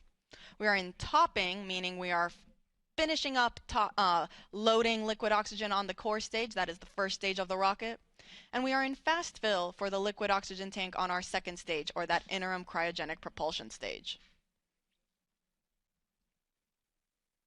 I'll report out once we have also entered replenish mode for the core stage liquid oxygen tank.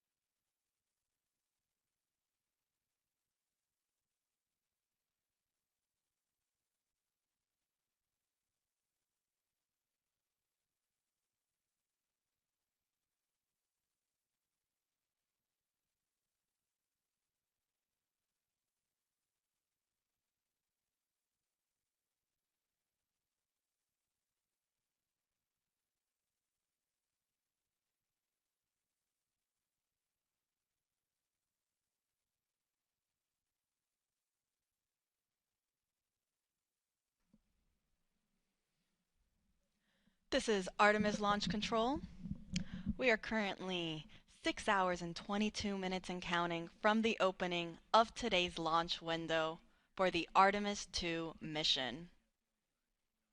The launch team is currently in the process of loading cryogenic or super cold liquid propellant onto the SLS or the Space Launch System rocket.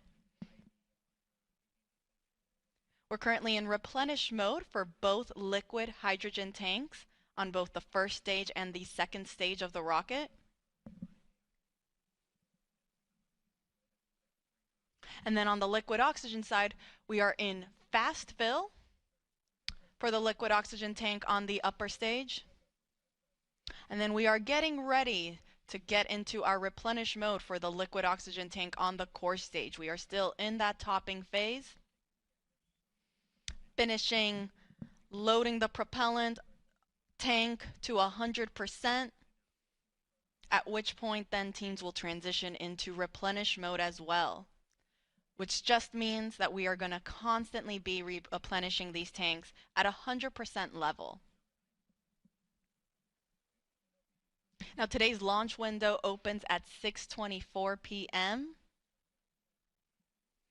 Teams do have a 2-hour launch window, which means if we don't launch right on time, they do have an additional 2 hours in which they can attempt to launch.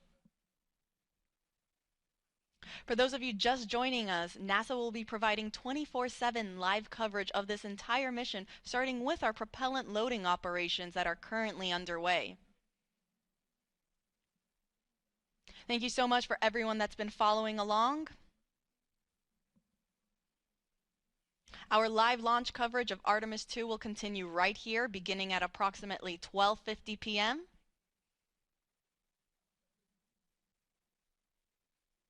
where the rest of my NASA commentators will be chiming in on how the rest of today's countdown goes. And we'll take you through the rest of the mission.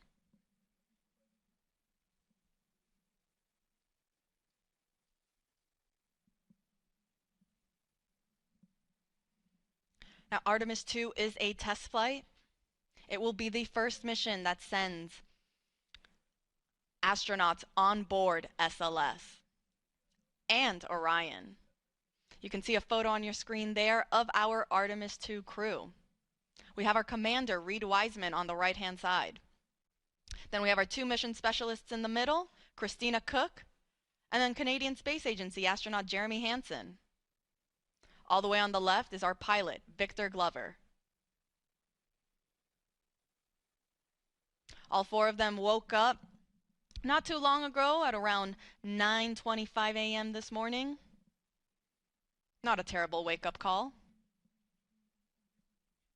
In that time, they've been getting ready, having breakfast, getting some briefings.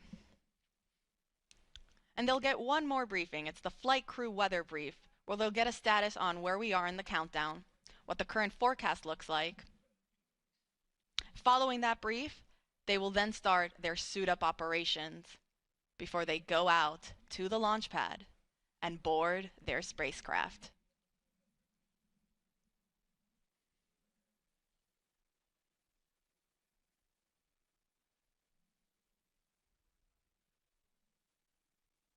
And teams did report that we have now entered replenish mode for the core stage liquid oxygen tank. So we are now in replenish for both liquid hydrogen tanks on the core stage and the upper stage. And we are also in replenish mode for the core stage liquid oxygen tank. On the upper stage liquid oxygen tank, meanwhile, we are still in fast fill. And I'll report out once then we transition from fast fill onto the next step, which will again be that vent and relief test. This is pressurizing the upper stage tanks with heliums to test the relief capabilities of the tank pressure to make sure that it can handle that capability during flight. Following that test, teams will then start topping on the liquid oxygen tank, and will then, after topping, will then transition into replenish mode as well.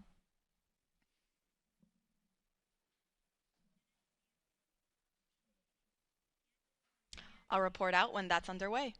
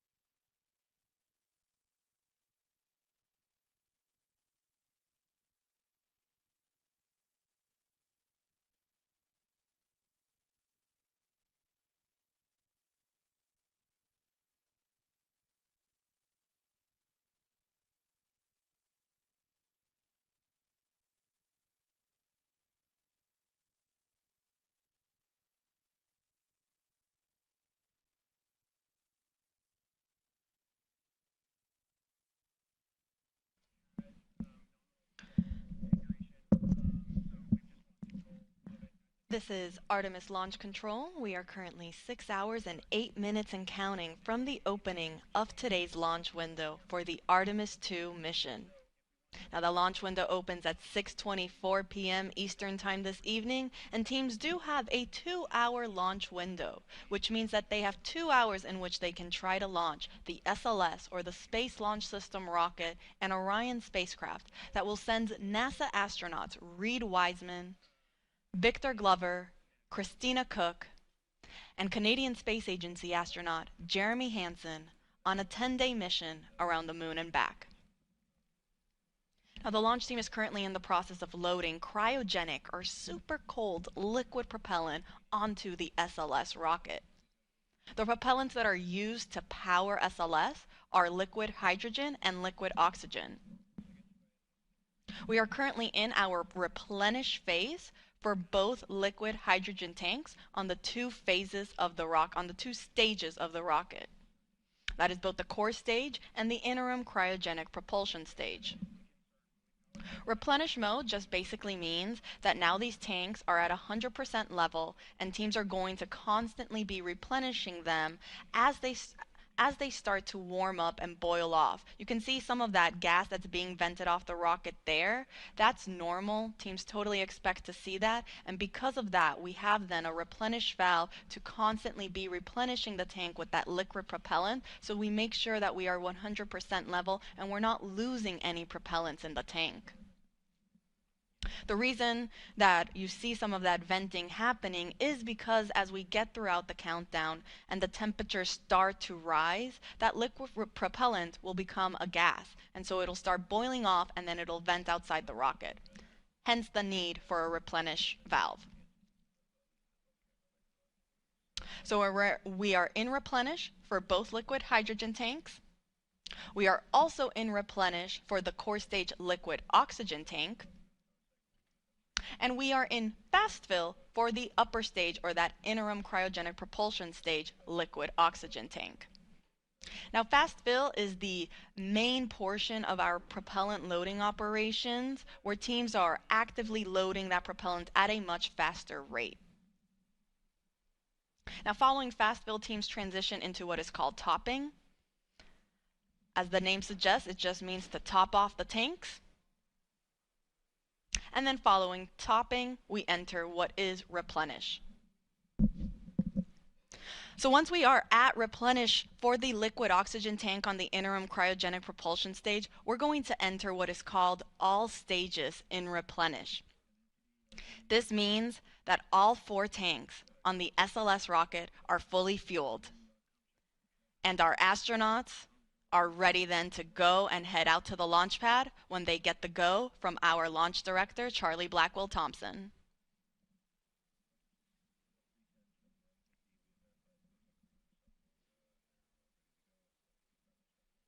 Now, coming up shortly, our astronauts will be joining in on a flight crew weather brief with our launch director, as well as with the flight director in Houston and the launch weather officer. They'll provide a quick status on how the forecast looks for the rest of today's countdown, as well as where we currently are in our countdown operations.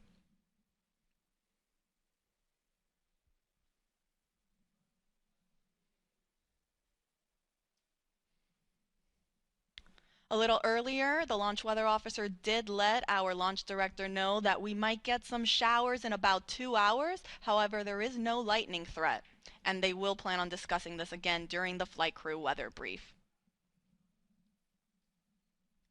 Currently, teams are forecasting 80% go for weather conditions during that 2-hour launch window.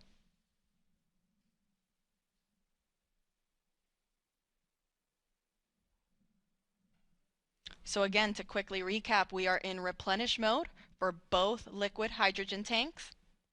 We are also in replenish mode on the liquid oxygen tank on the core stage. That is the first stage of the SLS rocket. And we're in fast fill for the liquid oxygen tank on the upper stage.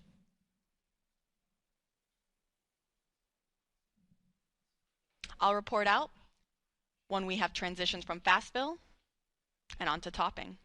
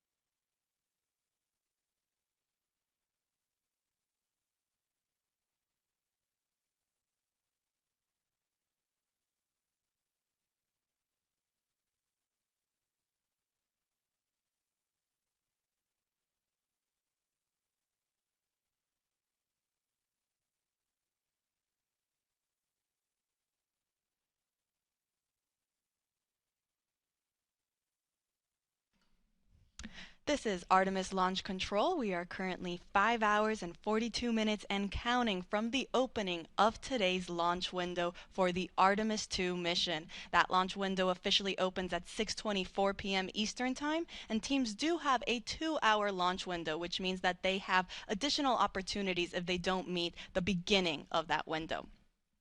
Now, joining me is Artemis Launch Director Charlie Blackwell Thompson. Charlie, thank you so much for taking the time to speak with us today. Oh, you're more than welcome. It's great to be here, Tony. It sure is. Now, we know that you just conducted a flight crew weather brief with our astronauts as well as teams and mission control and our launch weather officer. Do you mind providing us kind of how that went and what we can expect? Yes, the weather brief went really well. What we do during that weather brief is we give the flight crew a summary of where we are in our tanking, what's left, and of course we have our core stage and our upper stage fully loaded with LH2, and we're in Replenish, and we are just finishing up our LO2 or liquid oxygen load into the upper stage. We provided that status along with any non-conformances that the crew might be interested in, and then we went through the weather. And so our weather from our launch weather officer remains at a 80% likelihood of go today and a 20% chance of violation. We are watching some precip that is making its way toward the pad, but we expect that that is going to dissipate as we get closer to the opening of our window. So really good to hear the crew's voices and to talk through a day of launch ops. You know, it's something that we simulate, but there's nothing like the real day. Absolutely, I can only imagine, and it's great news to hear that we are still 80% go. Those are very, very favorable conditions. Let's hope it stays that way. You mentioned we're getting closer to reaching what is called all stages in stable replenish. That means that we will have all 4 tanks at 100% flight level. Charlie, can you walk us through then what are some of those upcoming milestones once we reach all stages replenish? Absolutely. So one of the big milestones when you reach stable replenish on all stages is you begin to send the closeout crew into the pad, and so we're just a few minutes away from getting into that, and we'll deploy them to the pad and they'll start getting ready for the flight crew.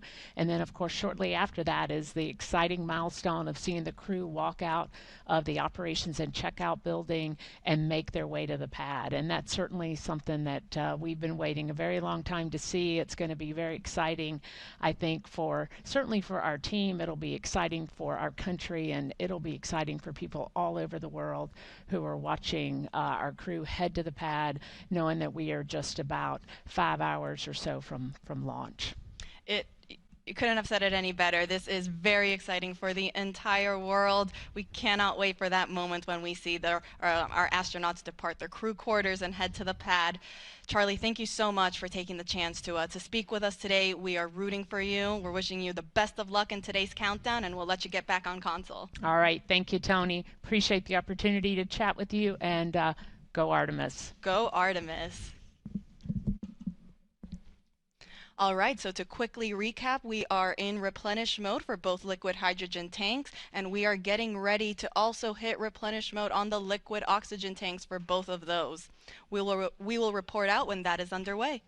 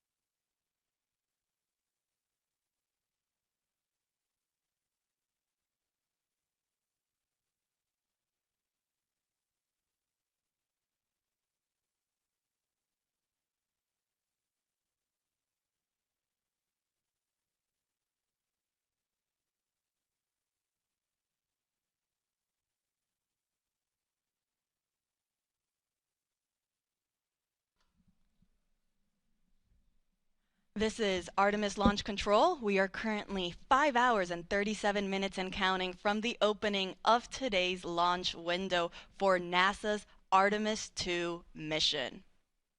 Now, the launch team is currently in the process of loading cryogenic or liquid propellant onto the SLS rocket. You see our launch team there in Firing Room 1, and you actually can see our NASA administrator, Jared Isaacman. He just joined the room to greet our launch director, Charlie Blackwell Thompson, and our assistant launch director, Jeremy Graver.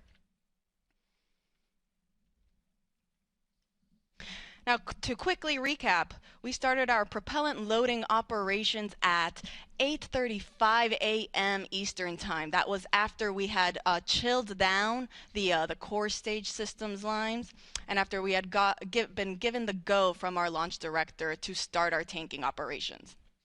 So after 8:35, we started again slow fill. A little bit after that, at 9:25, our astronauts got their scheduled wake-up call. Following slow fill on the core stage, we then transitioned into fast fill.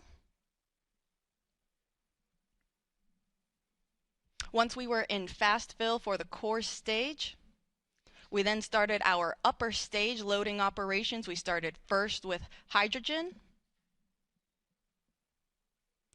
Started chilling down the liquid hydrogen tank on the upper stage at roughly 9:36 a.m. and then we got into fast fill at 9:51 a.m. Following that, we entered then our topping phase on the core stage liquid hydrogen tank. Topping refers to finishing up that last little bit to get to 100%, and then we transitioned into replenish. We did the same thing for the core stage liquid oxygen tank, as well as for the liquid hydrogen tank on the upper stage. Now all that's left is to enter replenish mode for the liquid oxygen tank on our upper stage, and we will enter what is called all stages replenish.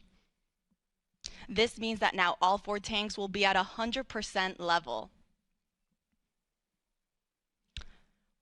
Once we reach this stage, this will be the signal for our launch team to let our astronauts know that they have the clear to enter the launch pad and go and enter their spacecraft. As a reminder, NASA is providing 24/7 live coverage of this mission. We started this morning at 7:45 a.m. and ran you through our tanking loading operations, and we will continue to do so throughout the rest of today's launch countdown. We will be beginning our live coverage in just a few minutes for that launch, and the rest of our commentators will make sure to take you along through today's countdown. You can see on your screen there how to watch.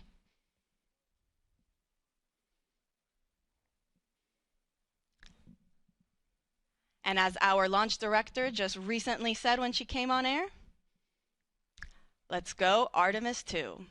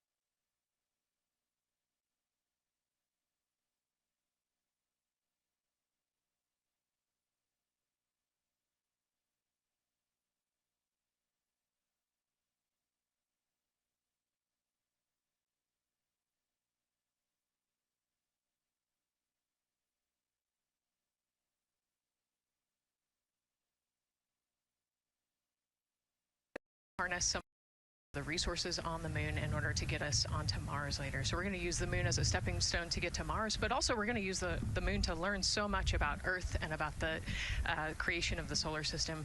You know, the moon is this untouched witness mark for the Earth and the solar system. And what I really love is like all the things that we do to get us to explore our universe, all of that technology, all the jobs created to support that, it all benefits us here on Earth. Yes, definitely. I mean, getting this rocket into orbit takes, you know, 8.8 million pounds of thrust, right? And it's the people on Earth who do that and who create that, the engineers, the scientists. There are so many people who make this mission happen.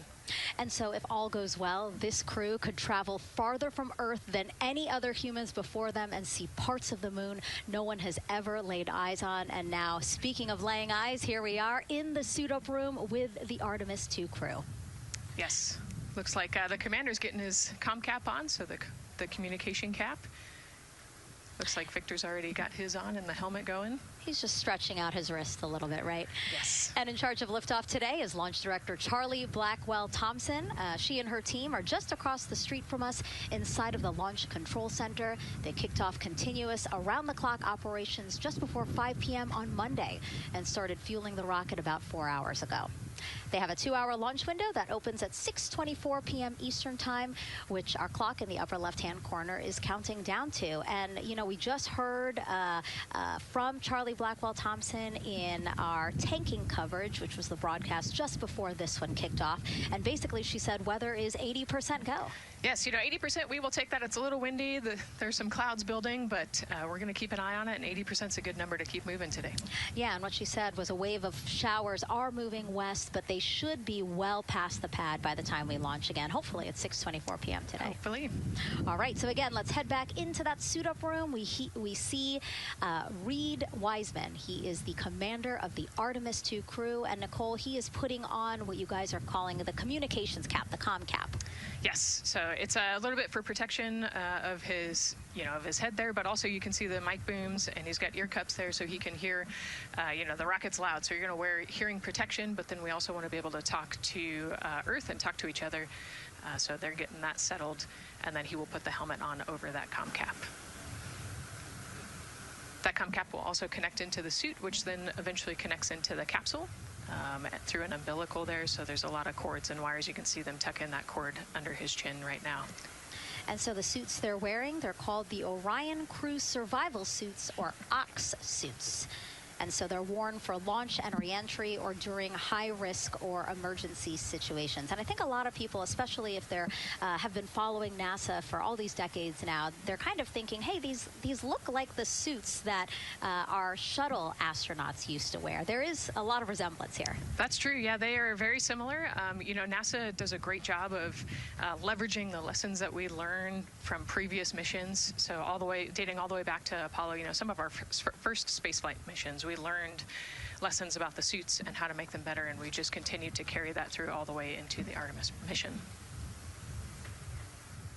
Time now to introduce you to some of our teams today. We have Gary Jordan at NASA's Johnson Space Center in Houston. He's going to be inside with the mission control teams, which will take over from Kennedy's launch control team right at liftoff.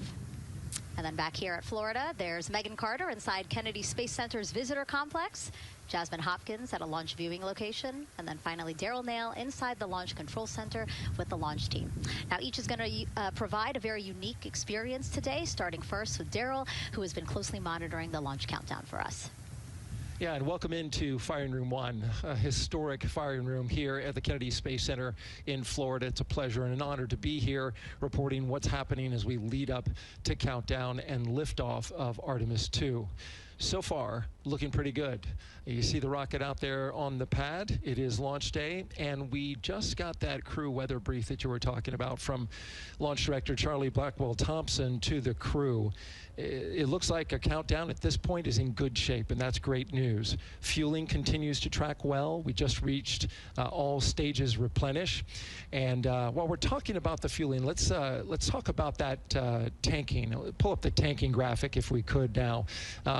That will give us an indication of where we are with tanking, and I can just tell you, as you see from this board right here, we are all stages replenish. So all tanks on board the SLS. The 2 liquid hydrogen, lower stage and upper stage, and 2 liquid oxygen, lower stage and upper stage, are at 100%, and that's exactly where we want to be. This kicked off at 7:30 this morning with a go for cryo load, and here we are roughly about 5 hours later, and we're fully tanked and now in replenish. The amount of propellant on board, roughly 733,000 gallons. That's about an Olympic-sized pool and a half. Huge amount of propellant. It's all flowed in there. The great news there, no leaks, no issues, and we're looking good at this point. So let's talk weather now. The weather, while it is favorable overall, it's not totally clean, and that was hinted at earlier when we talked about the storms. There is, of course, some onshore flow. Currently, our overall attempt percentage stands at 80% chance of acceptable weather conditions at the time of liftoff, which is going to be within our launch window. That's tonight from 6:24 p.m. Eastern Time until 8:24 p.m. Eastern Time. Winds are good. The lightning risk is low. But scattered showers still remain possible around the Cape and including near the pad. So the expectation is that there'll be some more active weather coming our way, but we're expecting it to push to the west. So the watch item is really any isolated shower that could briefly move through the area and trigger a constraint, especially for flight through precipitation. Well, you're looking now inside the astronaut suit-up room, and of course we got the 4 astronauts there. They talked to Charlie Blackwell-Thompson today, and you know, everything looks good there. We're tracking one minor NC issue at this point. We'll talk, it's a non-conformance. We'll talk about that a little bit later in our next hit, but for now, again, looking good. And of course, our administrator for NASA is here in the firing room. He checked in with the launch director, chatted with her for several minutes, and he's here in the firing room, which is a good positive sign, of course, for the day. That's it for the firing room. We'll send it back now to Megan and Nicole. Daryl, thank you so much. Yeah, let's get back into the suit-up room here, where we now have a shot of all 4 astronauts, and it appears all of them are undergoing their suit leak checks. Can you talk to us about what that is, Nicole? Sure, yeah, you can see, you know, as the suit expands, that we're going to pressurize those suits. So in the case that we need it, if we lose pressure in the capsule, those suits will protect the astronauts and keep them pressurized and keep them survivable. So these guys are going to hold their breath for about 10 seconds. You know, any movement in the suit could cause changes in the pressure, and so we want to get a really nice, precise, accurate measurement on the leak check. And so they'll hold their breath. You know, even just their heartbeat could potentially make some differences in those super sensitive sensors there. So you can see the red and blue valves there, the air in and air out, and it looks like Victor just had a good leak check. Yeah, and actually they do 3 leak checks, again, just to get an average reading to say, hey, you know, we have confidence that these suits are holding the right pressure. As Nicole said, that tube that's going in, that's putting air into their suits, and then there was that gold instrument that you saw on their other side. That's how they can control how much pressure is being released in order to do these checks. Yep, and they will do the leak checks here in the suit room, and then they'll do more actually in the capsule as well. They'll do another leak check. So we're going to make sure the suits are ready to go before we even step out the door, and then we'll check them with the entire system on the capsule once they get out to the rocket. And you might also notice that some of the astronauts, while they're doing their suit leak checks, you might have seen Victor gave an okay sign. You might also see a thumbs up, and that's because concurrently, while they're doing these suit leak checks, they're also doing comm checks.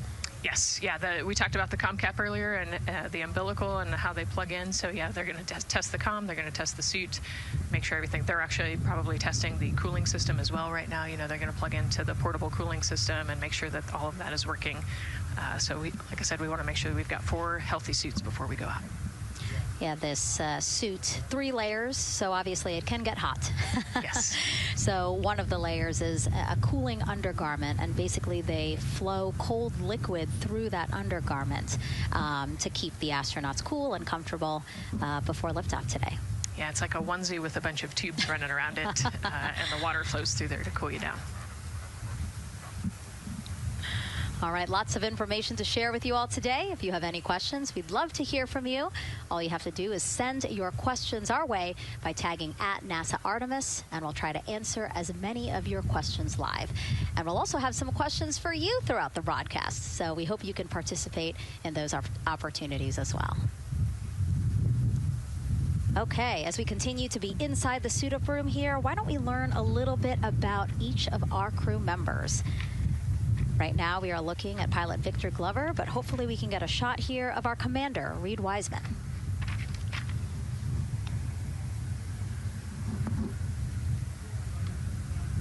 Now, Reed Wiseman is a Baltimore native. He's been in space once before as flight engineer for Expedition 41 aboard the International Space Station from May through November 2014. During the 165-day mission, Reed and his crewmates completed, get this, more than 300 science experiments in areas like human physiology, medicine, physical science, earth science, and also astrophysics. They actually set a milestone for station science by completing a record 82 research hours in a single week. He also served as chief of NASA's astronaut office from December 2020 to November 2022, and Reed has 2 daughters.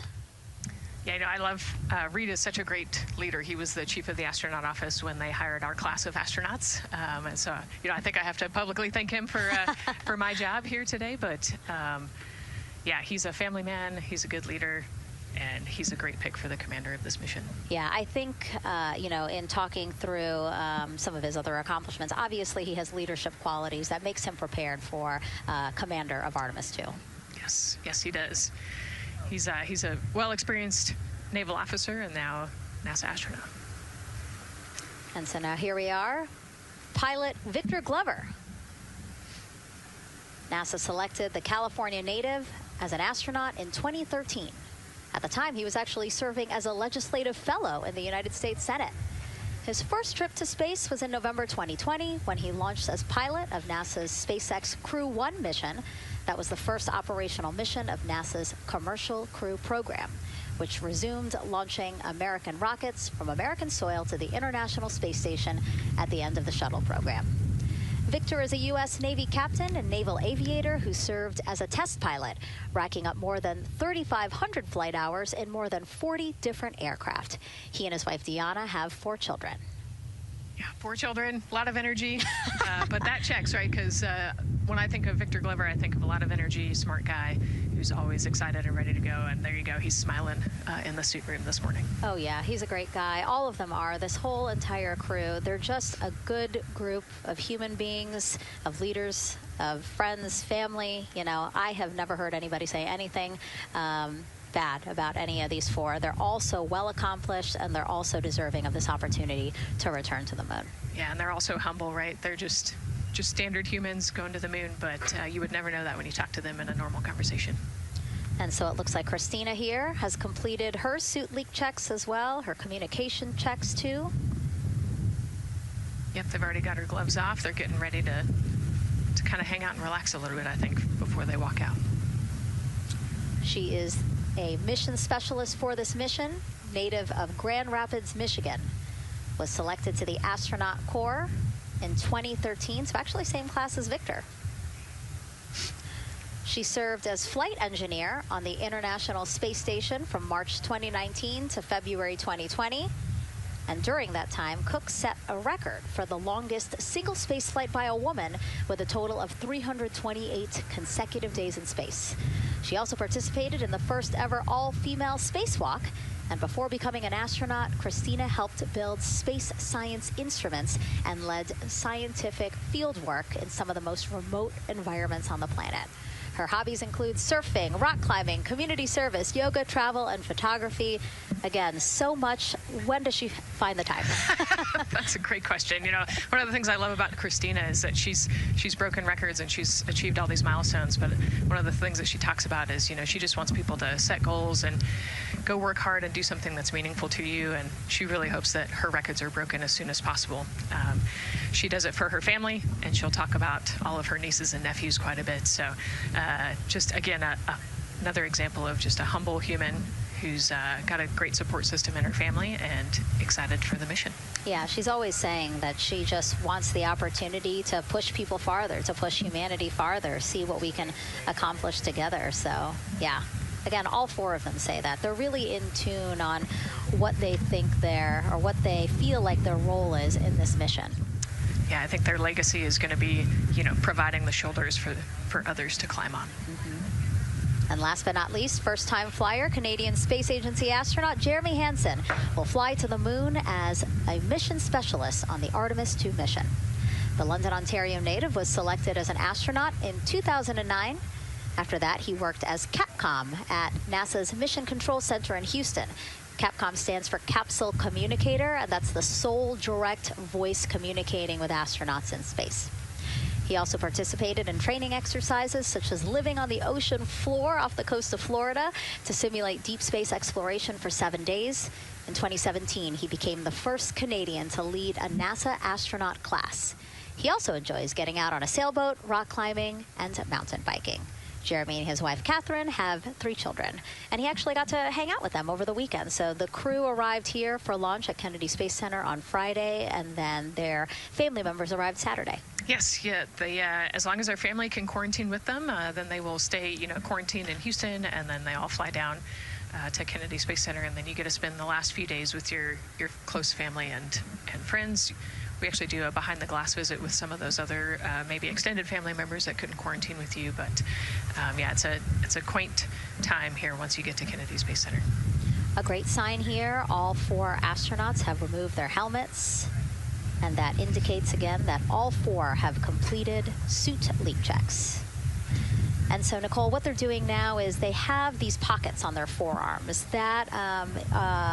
That's just somewhere where they can put personal items that they might want, right? Yeah, just kind of stowage pockets. There's always something that you might need or want while you're in the capsule, and then also last-minute personal items if you want to put a couple things in there. So everybody kind of has their own unique stash in their pockets. And then another pocket has emergency equipment that they might need, right? Like a signaling mirror, things like that. Right, yeah, the suit is basically all in one. It's got the oxygen bottles there on their right legs. You'll see in a different shot, they've got pockets with survival gear in it, and that is to keep them safe. So if they had to egress the capsule, either from the launch pad or from the water, then they will have all of the survival gear with them. They'll have about 10 minutes of oxygen as well from that bottle so that they can get to safety quickly and safely. We are now 5 hours, 3 minutes and counting from the opening of our 2-hour launch window, and we have our first questions from social media.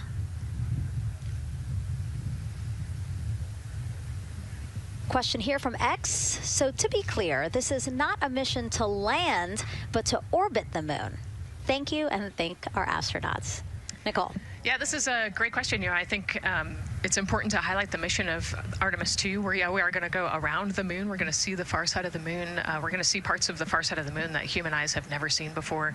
It's very similar to the Apollo 8 mission, right? We're also potentially going to be able to see the landing sites for the future Artemis missions and kind of provide the overall context of those landing sites amongst the entire moon site there. So it's an exciting mission. We'll get to learn a ton about there's so much science that's going to be on this mission as well, right? Where they're going to do some science experiments on humans, learn about the stress of the environment, and we're going to learn about the radiation environment. We're going to learn about the suits as well. We've got some technology demonstrations that are going to happen. So there's a lot going on this mission as we fly around the moon and come back. Mm-hmm.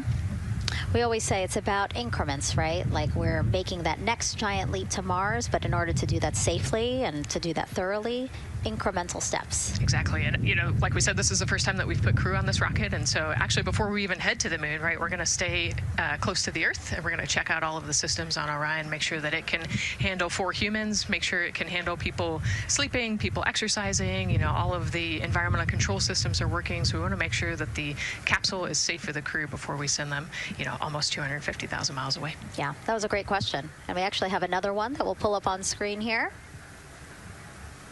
Another question from X. How long will it take them to reach the moon, and how long will the entire mission last? Another great question, right? So they're going to do a couple orbits around the Earth. They'll do a perigee and an apogee raise burn. What that means is that they're going to accelerate to get further away from the Earth, and they'll get into a really highly elliptical orbit first. And then once they get into the translunar injection, so they're actually on a free return trajectory, which means we're going to accelerate them, and then they're going to escape Earth's gravity, and then just based on orbital mechanics, they'll be able to come home without having to do another burn or acceleration. So it'll take about 4 days once they leave Earth's gravity to get to the moon. They'll fly around the moon, about 4 days back, and then land. So overall, about a 10-day mission. Exactly. Yeah, these are really great questions, guys. We know that, again, we are sharing a lot of information today, so please do not hesitate to reach out. Obviously, Nicole, very smart here, and we're happy to answer any of your questions. Again, tag @NASA Artemis wherever you're watching this coverage. And now we actually have a question for you. Who would you take with you on a trip around the moon? Would it be your bestie? Would it be a pet, family member, or a seasoned astronaut? Think about that one. I know. I like that. I absolutely know what I would say. I think it would make my husband upset, but I have my answer here. But we'd love for you to go to NASA's Instagram or Twitch accounts to vote. Again, who would you take with to the moon with you? Bestie, pet, family, or seasoned astronaut? Try to go vote, and then we will share your answers soon. Again, husband is not gonna like my answer. And we're not the only ones with questions today. We will also hear from celebrities during our launch coverage. See what Stanley Tucci, Scarlett Johansson, and others want to know about NASA's Artemis II test flight. Plus the surprise of a lifetime as kids marveled at the rocket and spacecraft rolling to the launch pad. Look at those cute faces there. Oh, I love that. Love those suits. And we'll show you how the astronauts will eat, sleep, and go to the bathroom while in space. Keep in mind, the Orion spacecraft is about the size of a 6-person tent. Yeah, not super big, but, you know, it's 10 days with your 3 best friends, so I think it's manageable for sure. But, you know, every ounce counts when you're trying to get to the moon. And as we continue to look into the suit-up room here, a fist pump for some of the folks in the crowd there by Victor. Why don't we take a look around the center here? We know that there are some folks who are already getting ready to check out the team here as they drive across KSC to their launch pad. Look at that. Oh, that's so awesome. That's a great crowd. They're waiting there in front of the vehicle assembly building. So actually, they're just down the road from us. This is a good crowd, as Nicole said. Oh, there they are. They just got their cue. Oh, now? Let me wave now. Oh, yeah, they are excited. That's amazing. So all of these folks, content creators that are getting behind-the-scenes access as part of NASA's NASA social experience here. So as you can see, very excited. The crew will get into their convoy and drive past them here pretty shortly. Yeah, what an amazing way to share the Artemis story, right? By inviting these social media experts out to share the story as they drive by. All right, again, let's take a look at the clock. 4 hours, 58 minutes and counting from the opening of today's 2-hour launch window. So why don't we check back in with Daryl with the launch team. Megan and Nicole, and inside Fire Room 1, I'm listening to Launch Director Charlie Blackwell Thompson greet the Ascent crew who just came on console over there at Johnson Space Center. So good to have the Mission Control team jumping on with us. So far, the launch team here in the firing room has had a really good morning. Really smooth tanking that kicked off at 7:30 a.m. this morning. They got to all stages replenish just before 1:00 p.m. Eastern time, and it was an incredibly smooth tanking. That's great as we look here watching the crew and also with an eye on the rocket. Weather, of course, we've talked a little bit about that. It's favorable overall, 80% go for our 2-hour window between 6:24 p.m. and 8:24 p.m. We don't have an exact T0 right now because that's going to come to us closer when we get closer to launch, roughly about 20 minutes before liftoff. But it's going to be within that window and towards the beginning, provided everything continues to go smoothly along the timeline. And so far, far that's been the case. I mentioned that there was a small issue in my previous live hit that actually was incorrect. There was no issue. I've gotten the good data now that I'm on the headset and listening into the loops. Engineers, avionics engineers, are keeping an eye on a display unit inside Orion that's just running a little cooler than normal. It's not going out of limit. It's actually completely fine. But they just were noting the trend and reported that to the NASA test director.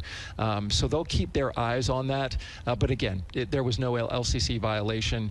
And once they get the cover off Orion out there that's protecting it from the rain, they expect the temperatures inside the Orion crew capsule to stabilize. And with that, we'll send it back to the host desk with Megan and Nicole. Thank you so much, Daryl. Now, Daryl is inside Firing Room 1 in the Launch Control Center, or LCC, as you might hear it referred to, which was built in 1967 to support Apollo missions.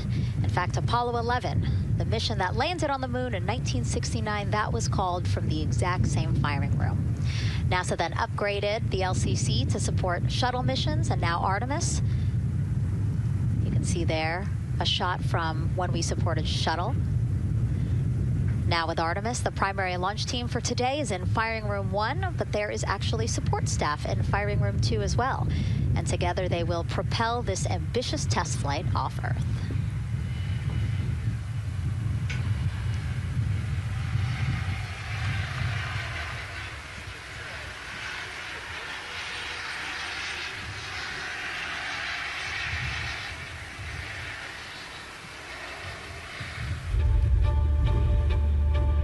Back to the moon because it's the next step in our journey to Mars. We need to go explore the moon. There's vast regions of unexplored areas with the coldest, darkest places in our solar system. This is a test mission, and when we get off the planet, we might come right back home. We might spend 3 or 4 days around Earth. We might go to the moon. That's where we want to go, but it is a test mission, and we are ready for every scenario as we ride this amazing space launch system in the Orion spacecraft. But another reason we're going back to the moon is to fulfill NASA's mission, which is to explore the unknown in air and space, to innovate for the benefit of humanity, and to inspire the world through discovery. And when we succeed and when we accomplish the things that we set out to accomplish, that inspiration not only can set up new things to happen, but it also is a reminder in tough times that we're capable of doing great things when we work together. The thing I love about the moon is that it's not just a beacon for exploration and this platform of possibilities for incredible missions like this, but it has benefits. That's actually why we're racing towards it. Those benefits are really wide in nature. You have everything from innovation, technology development, not only for future missions going deeper into the solar system, but technologies that come back to Earth. You have inspiration, a whole generation of people starting this pipeline of STEM workers and manufacturers and operators that are excited to see what you can do when you work hard and you come together as a team. When I think about the 4 of us flying around the far side of the moon, seeing that Earth rise, taking images and video and sending them back to you, the feeling that I have inside is hope. We know that Artemis II is not the solution for humanity on planet Earth, but it is a contribution in the positive column. We hope that just for a moment that people will pause and say, wow, it's extraordinary when you look back upon the Earth with over 8 billion people, and you see this concrete example of what humanity can do, this extraordinary thing when we set big goals and we work together to achieve them. Now, Kennedy's launch control team takes us to liftoff, but then mission control at NASA's Johnson Space Center in Houston takes over. That's where we have our Gary Jordan embedded with that team. Hey, Gary. Hey, Megan and Nicole, it's great to be joining you from here in Houston, Texas. I'm in NASA's Mission Control Center, where the Artemis II Ascent flight control teams, led by Flight Director Judd Freeling, recently started their shift to monitor the Orion spacecraft integrity, the Space Launch System, and the crew to make sure all criteria is met to commit to today's launch and the mission ahead. The team you see here in this room today has been training extensively to prepare for the highly dynamic phase of flight that begins shortly after engine ignition. Teams here will be monitoring the flight of the Space Launch System, Orion, and of course the Artemis II crew on board as they make their way from the Kennedy Space Center into Earth orbit. The lead console positions will be in this room called the White Flight Control Room, a room which traces its legacy to the Space Shuttle program, with the first shift supporting STS-70 in 1995, more than 30 years ago. Each console represents an expert in a particular discipline, whether it be communications, propulsion, crew health, life support systems, or trajectory. And each of these individuals has a support team in other rooms, each ensuring that no data point is left unchecked, no procedure is missed, and combining efforts as one Artemis team to ensure crew safety and mission success. After liftoff, Mission Control Houston will be staffed around the clock over the next 10 days until the spacecraft is safed for the recovery teams and the crew is extracted from integrity and brought aboard the recovery vessel. The roar of a powerful Space Launch System liftoff is just the beginning. The mission is, of course, a test mission, and the first with humans on board Orion and in deep space.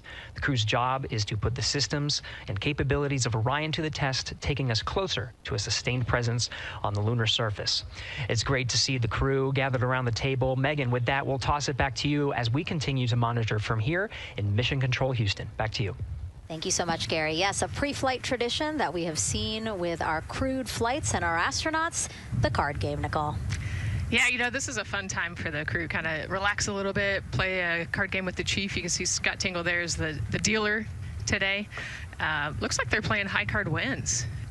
So Victor won, he's out. Now Jeremy's out. You know, there are two schools of thought on this game. Either you want to get rid of all your bad luck or go out on a high note. So it looks like the crew chose we're going out on a high note. And, you know, I think one of my favorite parts when I talked to Reed about this is he was just excited to play a game with his old boss from Naval Test Pilot School. So once again, his boss today. Yeah, and I love this part of the tradition because this is when, again, you usually see them like, yeah, laughing, but very focused still. But when they get to this table, laughs, high fives, smiles, just really a brief moment of levity in what can be and will be a very long day for them. Yes, you know, it's a long day. There's a lot of preparation that goes in today, and so they're just, I think, at least for us, it was a nice brief moment of some relaxation, a couple laughs, you know, a moment to take a few deep breaths and reflect on the mission ahead, and then, you know, get some high fives as well. And so with their bad luck dispelled, some good luck from Scott Tingle, let it seem like there, right? Yes, definitely. It's actually a really fun tradition. You know, I think that card game is more steeped in tradition than anything else. Every crew has played that same card game. As you said, Nicole, the primary reason for why they're there to suit up, to do communications checks, to do pressure checks, all done. And now it seems like Reed had some words for the team in that room. Yeah, you know, this day can't happen without thousands of people, right? And so the suit room is a great example of that. You've got all of the suit techs, and you've got your support team there, everyone who has made this day possible. You know, they've been working with the suit team for years at this point, getting ready. So some fist bumps to the group. Again, the suit team are the folks dressed up in those white, very snazzy outfits. Special outfits that we can talk a little bit more about later. But each crew member was assigned their own suit technician. So as you said, working very closely with the same person to make sure that the crew felt comfortable and ready in these suits as they lift off from Kennedy Space Center. Right, and you know, each suit is slightly different, each person is slightly different, and so these suit techs know each individual super well. They know exactly how they like to get into the suit, exactly where things might get caught, or, you know, small adjustments that might need to be made. So they know their suit techs well, and their suit techs know them very well. And so as we take a couple of pictures here, we really hope that you are learning a lot about the suits and the process of checking them out for a mission. But imagine the opportunity to get a hands-on demonstration from people who helped design these suits. Take a look.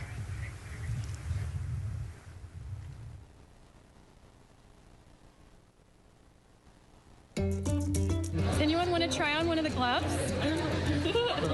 I love showing the kids the suit. I love how excited they get about space. Oh, So that would be... It just goes in there. We got to bring some stuff for them to actually put their hands in, and some of them were very excited because they want to be astronauts when they grow up. I would love to be an astronaut. That would be incredible. I'd like to be like an engineer that like maybe designs the suits. Whether it's the call, the orange color, every aspect has an important function for our astronauts in space. It's going to be amazing seeing astronauts up close to the moon again.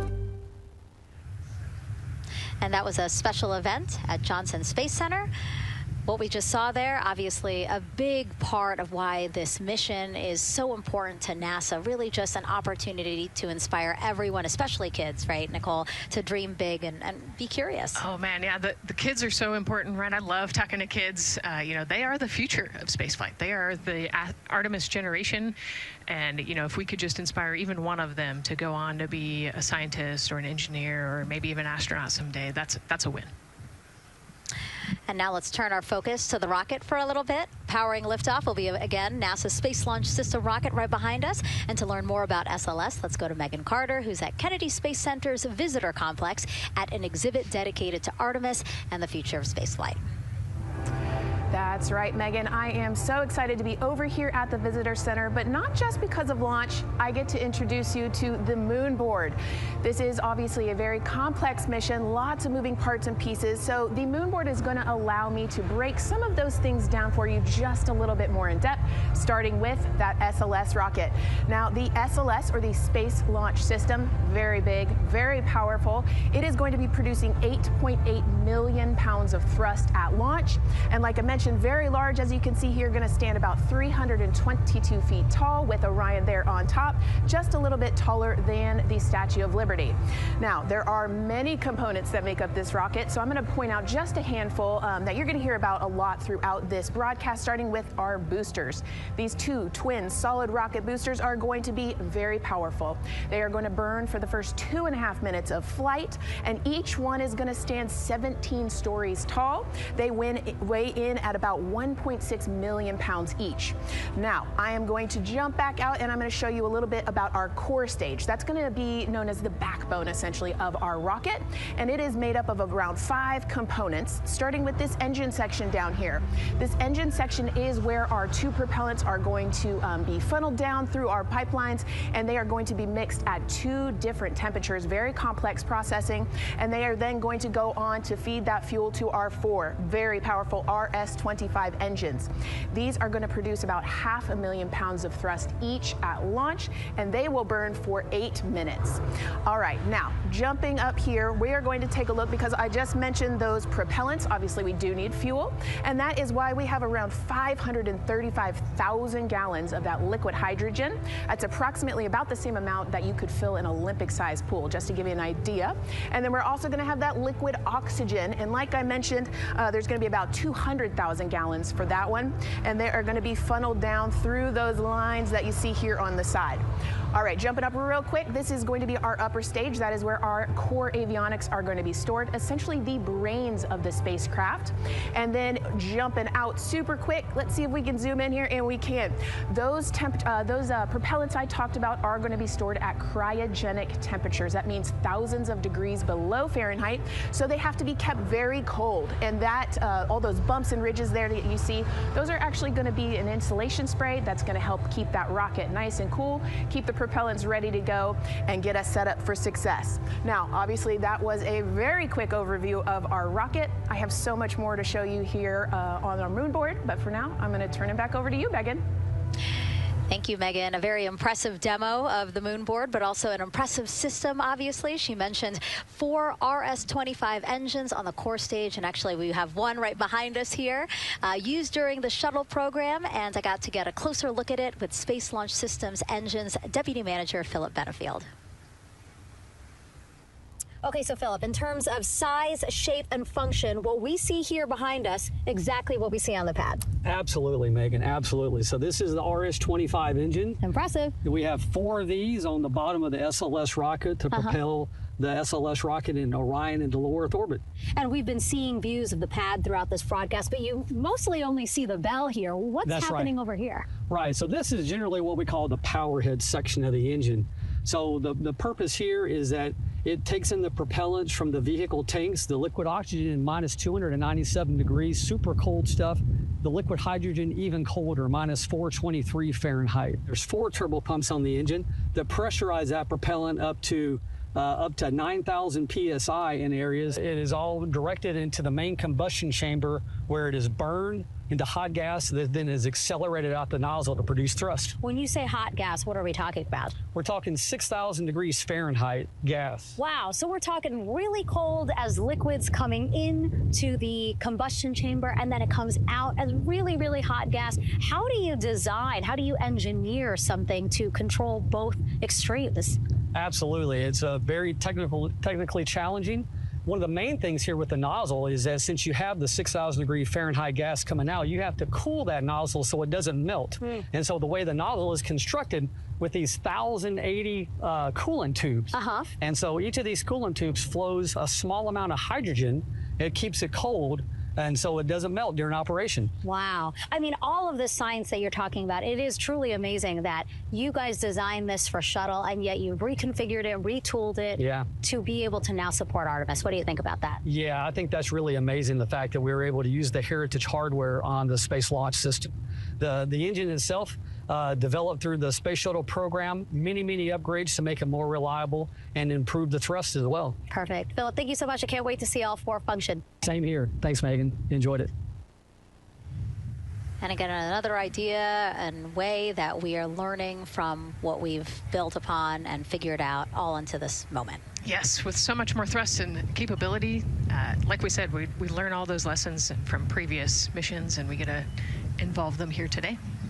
And here we are, the closeout crew in the White Room getting ready for the astronauts who have just left crew suit up and are now walking down a hallway to greet some family and friends downstairs. Commander Reed Weissman, Pilot Victor Glover, Mission Specialist Christina Cook, and Jeremy Hansen. Looking excited, ready. Now in that elevator to take them 3 floors down. Thumbs up, one more photo, one more photo. Oh, nope, a couple more people in that elevator. Those are important folks. They're going with them to the pad. Yeah, Bye, Reed. This is a fun elevator ride. Yeah. And you know, actually you couldn't see them because they're off camera, but the support crew that's actually in crew quarters with us is right there waving goodbye and saying goodbye to you. So it's a really special moment to say thank you and say goodbye to the support crew at crew quarters. That's amazing. And so again, they will ride down 3 floors. And then soon we'll walk out the doors that you see underneath the banner there that says their names. These doors, the same doors that astronauts who have launched from Kennedy Space Center have walked out of since the Apollo program. Yes, and you can see another tradition is putting your patch on that archway as well. So I'm sure they did that over the last couple days. They did. It's actually it's so hard to see because there's so many of them, which is also great, but it's on the door frame on the right-hand side, the very, very bottom. Awesome. Great crowd here. A shot now of everyone who is waiting to greet the crew as they walk out of the operations and checkout building here at Kennedy Space Center and will board their ride to the launch pad. Yeah, this is a really great shot, right? Because you get to see a little bit of what goes on there. So you've got the close family that were in quarantine with them up close. They get to wave goodbye one last time. You've got a little bit of media in the background, and then you've got some NASA employees and a lot of the program managers off to the side as well to wave goodbye one last time and wish them luck. Yeah, it's a really nice moment. Again, they have had some quality time with family, but this is their final opportunity to say, see ya in 10 days. Yep, the last wave.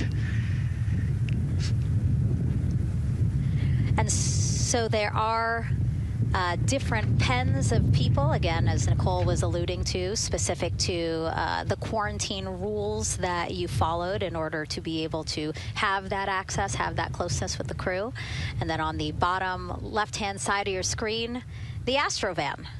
And that is going to be the crew's ride out to the launch pad. This modified Airstream motorhome can seat up to 8 people inside. It has a TV and sound system, and we know they plan to watch a video during their trip out, right, Nicole?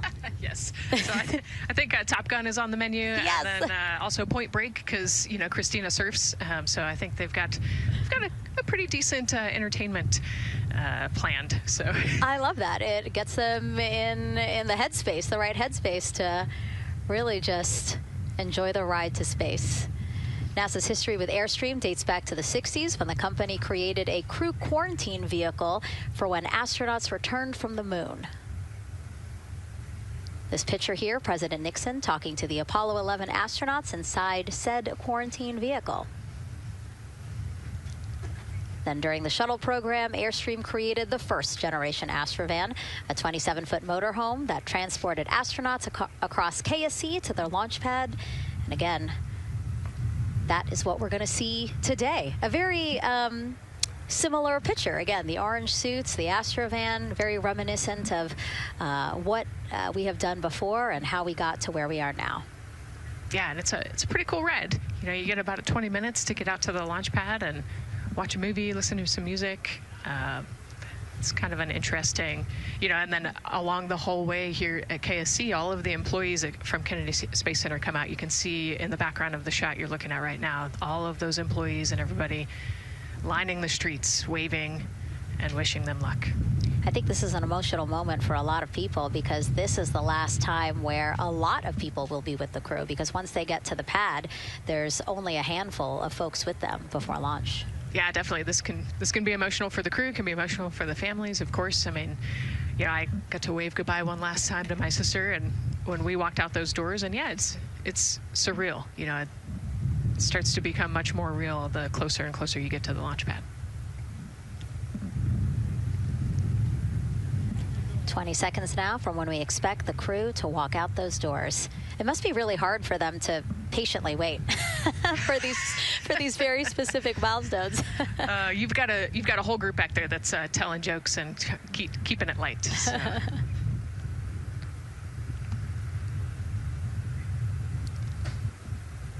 And here they are, NASA's Artemis II crew.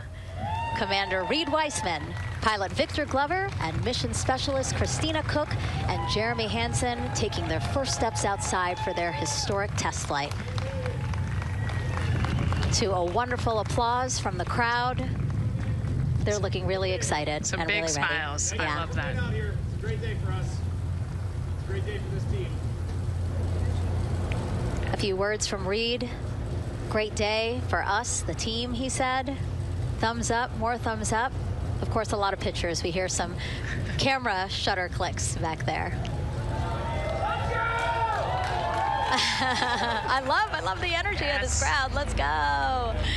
And so now the crew walking over to each of their pens. The first people closest to them, of course, their family members who got to quarantine with them, correct? Yes. Yeah, so the ones that are close and waving, those are the immediate family, so spouses, partners, kids. And we're trying to give them some privacy so that they can have their conversations with their family members. Christina there, she has her husband. Victor has 4 daughters and his wife, they're there. Reed, his 2 daughters are there. And then Jeremy, his wife, 2 daughters and a son. When you were standing in their shoes, Nicole, when you flew for Crew 10, what were you kind of talking about? Like, did you really think about this moment and what you might want to say? They've all already done their real goodbyes, in person. And so this is more just kind of, again, that last chance to wave, last chance to get one smile. You see Christina there smiling. So this felt much less heavy and just, waving and maybe cracking a joke or something, saying hi. So this was a really, really great moment for our crew. Reed's 2 daughters there. Reed spoke about when he told them that he was selected to be the Artemis II commander. And he said he was worried. He's a single dad, didn't know how they would react. And actually, he said he was overwhelmed by their support. He woke up the next morning with cupcakes baked by one of the daughters, moon cupcakes. Yes, I love this story. Moon cupcakes the next morning. Like, how awesome is that, right? Everybody needs their support system, and clearly he has that in his daughters. Christina said she took a bike ride with her husband and wanted to tell him when the moon rose, but that it was too foggy. But she said he was still very excited and happy for her. Yeah, the moon's still out there.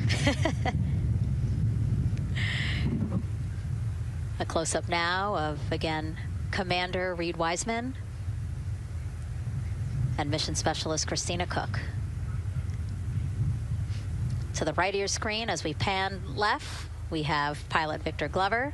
Victor told his wife, and they told their 4 kids together, and he said that one of them just started yelling, "Let's go!" Yes, I love that. Again, the support from the family is awesome. And Jeremy said his wife and 3 children, super excited. He felt very supported. You know, he did have that tough conversation, obviously, of talking about the realities of this being a test flight, but he said they were super supportive. And now as he walks away, some kisses from Victor Glover to his family, hearts to Christina. Jeremy being a gentleman, pausing so that Christina can take a nice photo without him. Hearts too from Reed there.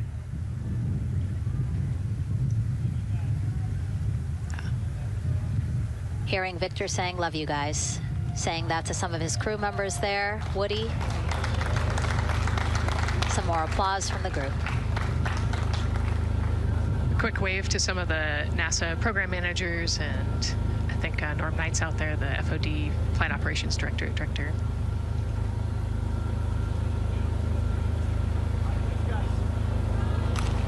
You heard Reed there saying, "Thank you guys," as the crowd picks up again with their applause, and the 4 of them step into their Astrovan. Looking at the clock, very on schedule right now. Again, according to the very detailed timeline of launch today, they're expected to drive off in about 20 seconds.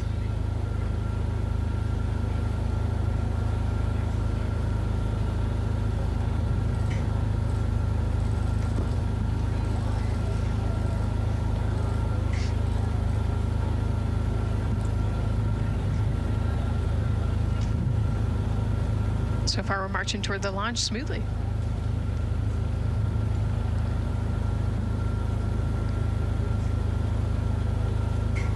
Do you think they're queuing up the video? Definitely.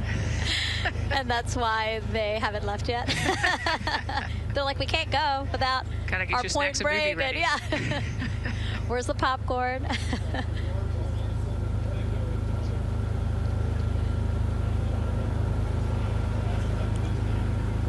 Again, good on the timeline. Of course, they do have these very specific milestones, but this is not one that has to be completely stuck to the second and the minute. Yeah, we will make up that time easily. They will get a full security escorted ride out to the launch pad. It's a quick trip, 15, 20 minutes.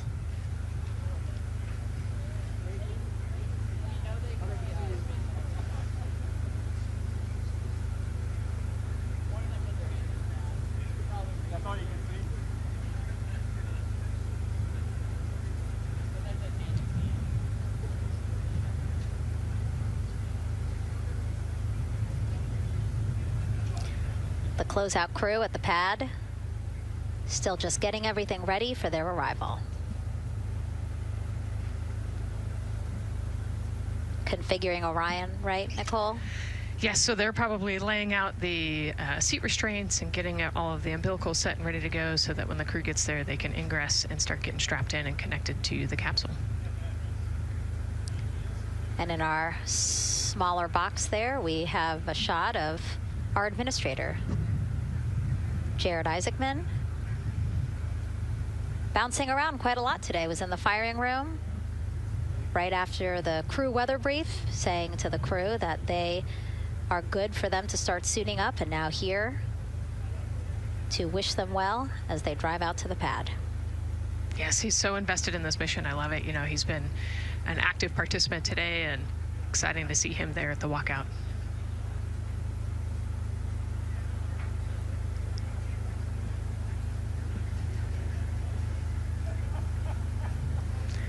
So in the van, they're probably getting hooked up to the portable cooling systems as well. So that would be my guess on the slight delay here, making sure everybody's situated, connected to cooling, and ready to go before they take off.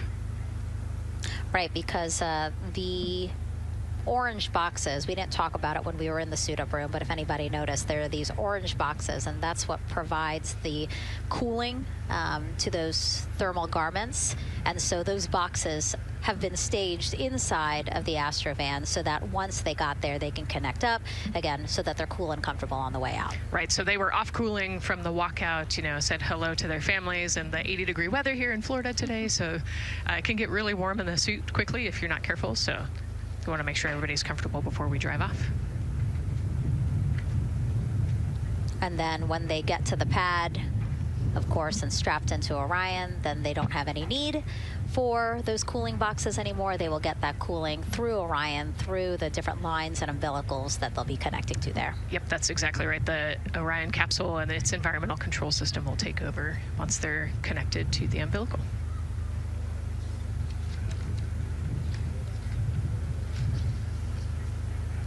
And so when we were watching them get into the elevator, I said, oh, there's a couple more people going in there. And they were, again, those folks in the white suits that we saw. Again, suit technicians. Yep. And there they go. And off they go. Reed, Victor, Christina, and Jeremy now on their way to launch pad 39B, where they will fly to the moon. Something no human has done in over 50 years. They may also set a new record as the farthest humans have ever been from Earth, a record set by the Apollo 13 crew almost 56 years ago today. We still hear cheers as they drive away from the operations and checkout building here at Kennedy Space Center. Now, while the crew make their way to the pad, let's get to know each of them even better. First, Commander Reed Wiseman. The moon, to me, it's the thing that connects me together with all the other humans in my life. I remember being a little kid lying in bed at night and just looking out at the moon in whatever phase it was in, and I was thinking, man, my friends that live like 20 miles away, they can probably look out and see that same exact moon. And then when I was in the Navy and I would look out at the moon and I'd be halfway around the planet, I would think, man, my brother can see that moon where he is and he's halfway around the planet from where I am. To me, it's a connection of life on Earth. We can all look up and see that moon, and it's always changing. The moon is never the same 2 days in a row. I love that. My name is Reed Wiseman. I'm the commander of NASA's Artemis II mission around the moon. I grew up in a little town just north of Baltimore, Maryland, about 20 miles north of the city. There was a National Guard base nearby my house, and there were A-10 aircraft that would fly over every now and then. I just would look up at them and be like, man, I want to be up there. I want to go do that. And then my brother went to the Naval Academy, and I would go every year and watch the Blue Angels fly during commencement, and that just started to grow and grow and grow. For a while, I wanted to join the Air Force, and then I realized Navy flies as well, and they fly from ships in the middle of the ocean, and that was it. Like, done deal for me. That is exactly what I wanted to do for my career. Flying is freedom to me, especially when you're in a jet aircraft coming off of an aircraft carrier in the middle of the Pacific Ocean. Nearest land is over 1,500 miles away. So when you come off of that aircraft carrier, you are truly just alone with yourself out there. It is a magical experience to be out there all by yourself in an aircraft over the Pacific. Just it's free. I think anybody who accomplishes something that they set their mind out to, there's no one thing that does it for them. It's a combination of everything. I mean, the way my parents raised me, the way my brother and I, the way our relationship developed over time, my friends, being in the marching band, going to college, setting my own course, learning how to live on my own, being mentored along the way, being, kept on the path to success, but being given the freedom to, make excursions and fail every now and then and regroup and carry on. I think all those things come together in the end to get you where you are. I've had to overcome, I'm a human being. I've had to overcome a lot of fears. I'm pretty scared of heights. I joked about that on the International Space Station, but it turns out I'm only scared like at the edge of a building. When you're up on the International Space Station, even though you're 250 miles up, I never had that feeling of falling or that I was, at risk up there. I just kind of loved the feeling of floating and looking down at Earth. There have been challenges all throughout my life. By far, the biggest challenge was losing my wife in 2020 to cancer, and now raising two daughters who are grown up now, but that's been the biggest challenge by far I've ever had to face. It is not easy. Being an only parent, trying to work a full-time job, and raising two kids is something that I think about every single day. I'm very proud of the work I've done. I haven't always done it well, but I've always shown up and tried as hard as I possibly can. And now Artemis II pilot Victor Glover and his journey to this history-making moment. I do wonder what it's going to be like when we are really far from Earth and can see it. The sensation of being so far away from everything that you know. I had that sensation on the space station the first time I got to sit in the cupola for a really long time. So I can only imagine what that's going to be like from 200,000 plus miles away. My name is Victor Glover, and I'm the pilot for NASA's Artemis II mission around the moon. When I was in 4th grade, I was 10 years old, and that's when the Challenger accident happened. And it helped me understand how the general public felt about the astronaut corps, right? Like, these are the people that we want to be, and that just gave me an easy thing to strive toward. The biggest fear that I've had to overcome in my life is doubting myself. Going to college when no one in my family had gone to college was a huge risk. I had more confidence in my athletic ability than in my academic abilities. I could play football with those college students that I saw on TV. But my classmates that I saw in the lab and around the University Union, I didn't know if I had what they had. I think addressing that self-doubt was a part of, swinging for the fence and trying to go get an engineering degree, not just go to college, but get an engineering degree and then go do something challenging and technical like flying. Apollo is known for sending humans to the moon. Artemis has an opportunity to continue the Apollo story, but I actually think it's important for this story to stand on its own. Artemis is a new program, and we're trying to do new things. And it's great to compare and contrast. When you look at our spaceship, you can see parts that were designed, built, and integrated in another country. When you look at our crew, you see that our crew is international. There are also men and women. And I just think that comparing and contrasting makes the story even richer. The piloting role specifically, I will have an hour and a half or so where I get to fly the spacecraft by hand. We haven't flown that many spaceships. And so the ability to fly one actually in space on a test mission is just a really unique opportunity. I can't tell you how I'm going to feel when we fly by the moon and see the moon up close and the Earth from 250,000 miles away, but I don't use the word excited because I'm focused. What we do, this is very serious and it's very risky, and we are all intimately familiar with that risk. And so if we go out there and we're successful and we can pass that baton on to Artemis III, that's something to really be excited about.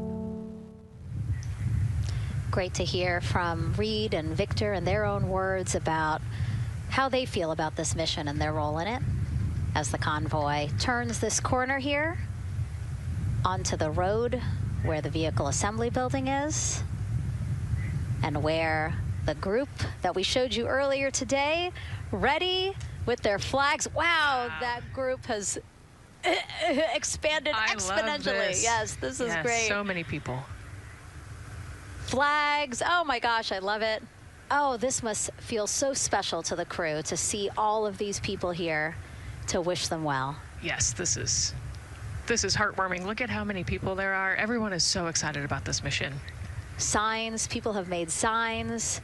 I feel like the Astrovan has slowed down a little bit, to really take in the moment. Wow. That's amazing there. Again, crowds continue going as we are now passing the historic vehicle assembly building. This is where the Space Launch System rocket was assembled and stacked with Orion. Its history, of course, goes back to the Apollo days, but today it is home to the Artemis missions to the moon and beyond. Gosh, still people lining the route. Yep. I love that. I do too. It leaves me kind of speechless, you know, just to see all the support, all of the people who want to know that they're thinking of them, they're with them, and the fact that this crew specifically has always said we are going for all by all. This must be really special to them. Yes, and that's just here on Kennedy Space Center. Imagine the rest of Florida right now. Yeah. Mission specialist Christina Cook, who holds the record for the most consecutive days in space by a woman. Let's take a look at what she has to say about this mission. I tell a story, which is one that my dad told me before the Apollo missions when he was just a very little boy. He was looking up at the moon with his mom, and his mom said to him, "Don't worry, Ronnie, we'll never get there." Fast forward maybe 70 years later, it's his daughter that's actually going there. And I think that long arc is something that we can all learn from. The idea that the seemingly impossible becomes possible if you just believe in it and are willing to work hard and come together to achieve it. My name is Christina Cook, and I'm a mission specialist for NASA's Artemis II mission around the moon. When I look back on my dreams as a kid, I definitely never thought I would actually get here. I was very pragmatic. Even though I'm a dreamer, I knew that the odds were way against me again, so I might as well do something I'm loving in the meantime. I definitely loved science and math in school and, did pretty well in those things, but I also loved being active. I was always outside. I loved things that made me feel small. I loved looking at the night sky, oftentimes between the pine tree branches, or I loved the ocean. North Carolina also has mountains, and when we go there, I just loved the vastness of all of those things. I loved how they made me feel and what they made me think about, and the vastness of the universe and how much out there was to learn. I'm drawn to exploring. I'm drawn to challenges that involve both mental and physical, and I'd much rather be solving problems wearing a whole lot of equipment and in a harsh environment, and that's just something I've carried with me ever since I was a kid. Thinking about the fears or challenges that I've had to overcome, there are just so many. I mean, basically, it's just been, that has been the journey. I always say to people, do what scares you, and that means I have to follow my own advice. So doing what scares me meant getting on a plane and going to the Antarctic, getting on a plane and going to study abroad in Ghana, applying to become an astronaut, opening the EVA hatch in the airlock and going out of it into the darkness, strapping myself onto a rocket. And so for me, I think that no matter what the challenge, recognizing that if people believe in you and you believe they believe in you, the challenges seem always a little bit easier.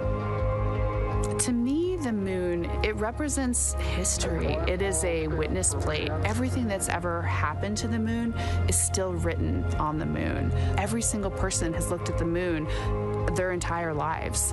We see the same moon. That's something really special. It's just the epitome of a symbol of something that's in each of our hearts, but that's also represents exploration and reaching. And as we continue to watch the convoy, almost at the pad, mission specialist and first-time flyer, Canadian astronaut Jeremy Hansen.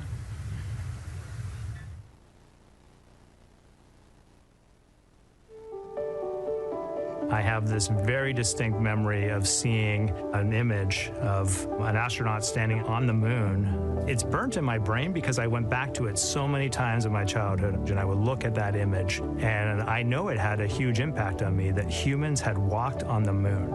My name is Colonel Jeremy Hansen. I'm an astronaut with the Canadian Space Agency, and I'm a mission specialist on NASA's Artemis II mission around the moon. My elementary school years, I grew up on a farm outside of London, Ontario. I spent as much time as I could with my dad on the farm. I learned the value of hard work, for example. If I wanted to go to work with Dad, it was going to be a long day, and I was going to have to not complain, or I wasn't going to get to go the next day. I had a treehouse. I had a vivid imagination. And I changed my treehouse into a spaceship. I made all these dials and controls. I had circuit breakers for switches that I found in the barn. And I was exploring space in my imagination. The most important thing I did to get to where I wanted to go in life, which was flying fighter jets and eventually becoming an astronaut, is I shared those desires with other people. And it turns out, just like you don't go to the moon on your own, if you could, I would have done it a long time ago in my treehouse as a kid. You have to go as a team. I think the biggest impediment to achieving my goals was, of course, myself. And I think that's a common human experience. There are many times where just little things would get in my way, and my immediate interpretation of that was, well, now that goal's out the window. You know, people must have lifted me back up, and somewhere in the back of my head, that persistence came through. And I think that's a common human experience, to doubt ourselves. I've come to this, I guess, realization that I believe that we all have gifts to contribute, and the goal is to figure out how to use your energy towards adding positively to humanity's existence on this planet. But I love it when humanity sets big goals, like sending humans to the surface of the moon with an eye to eventually going to Mars, because when we do that, we can bring together genius from not just even in one country, but around the world. I've also learned from my indigenous mentors that they refer to the moon as Grandmother Moon. So you've probably heard of Mother Earth. They use Grandmother Moon because Grandmother Moon is responsible for the water in their community, just like the moon moves the water around the planet, affects the tides. And I think that's a really beautiful thing for us as we go back to the moon, to think about all the different cultures around the world and how they view the moon differently. And that's really neat because we all share that same moon in the night sky. What's really neat too was that drive to the launch pad, that point of view to see what the crew is seeing as well, as their Astrovan rides up the pad slope and are now on the surface, about to walk up to their vehicle. Yeah, you know, we talked about how tall this rocket is earlier. Wow. Look at that. Yeah, look at that point of view, yeah.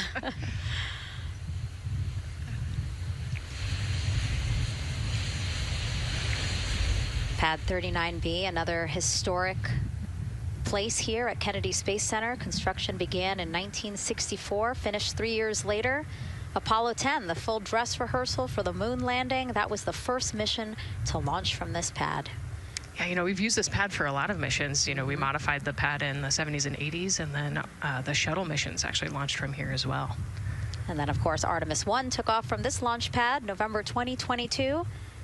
And now here we are about to see the Artemis II crew get out of the Astrovan and make their way up the mobile launcher to the 274-foot level, where they will embark on their first crewed test flight of the Artemis program.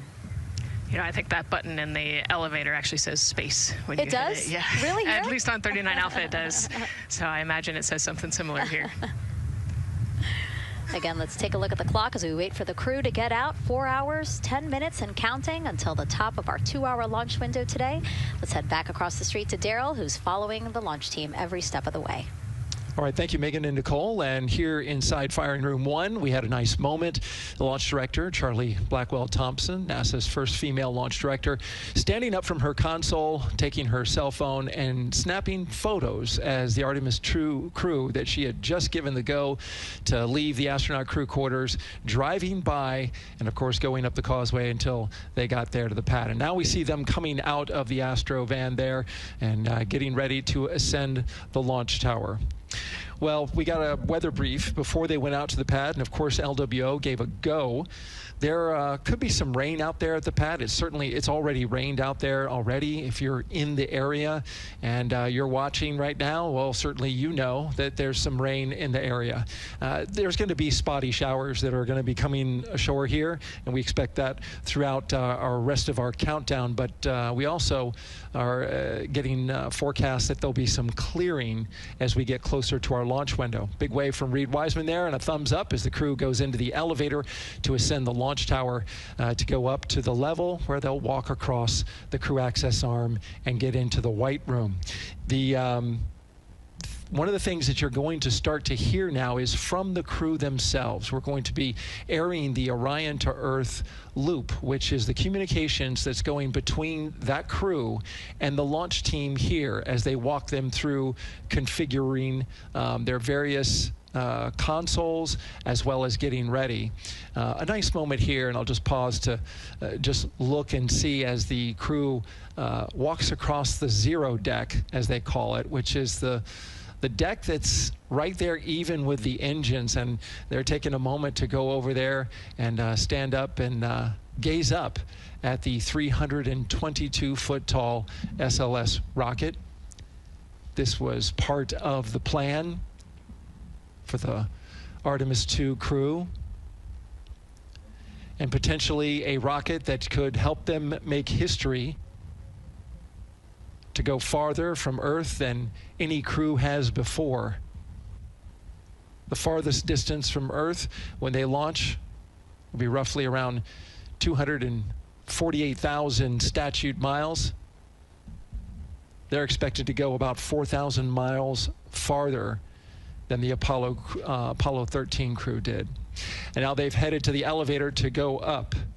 Again, I was talking about the loops. You're going to be hearing from the crew as they discuss with the launch team getting various systems ready to go. And then closer to liftoff, we'll hear the operational launch team loop brought forward ahead of the critical pre-launch polls and then the start of terminal count. And that should be right around L-25 minutes, right before the NASA test director gives their poll and the launch director gives her management poll, which happens at L-17 minutes.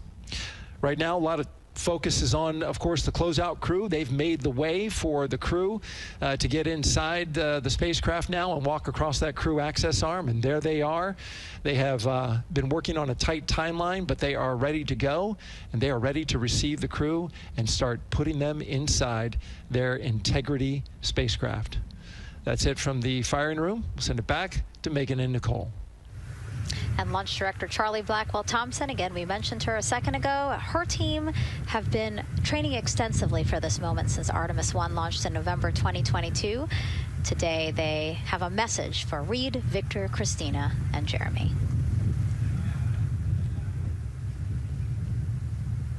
Today, you carry the work of thousands and the hopes of millions. Every test, every simulation, every long day and night have led to this moment. This team is ready. The vehicle is ready, and you are ready. From the ground to the moon, Godspeed, Artemis II!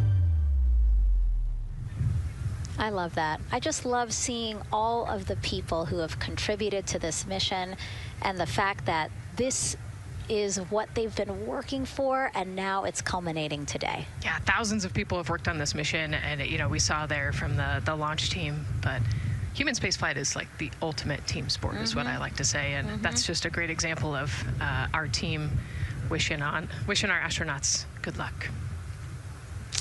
That shot there that we were just looking at was aimed at the elevator doors, again, to catch the astronauts as they make their way up to the 274-foot level of the mobile launcher.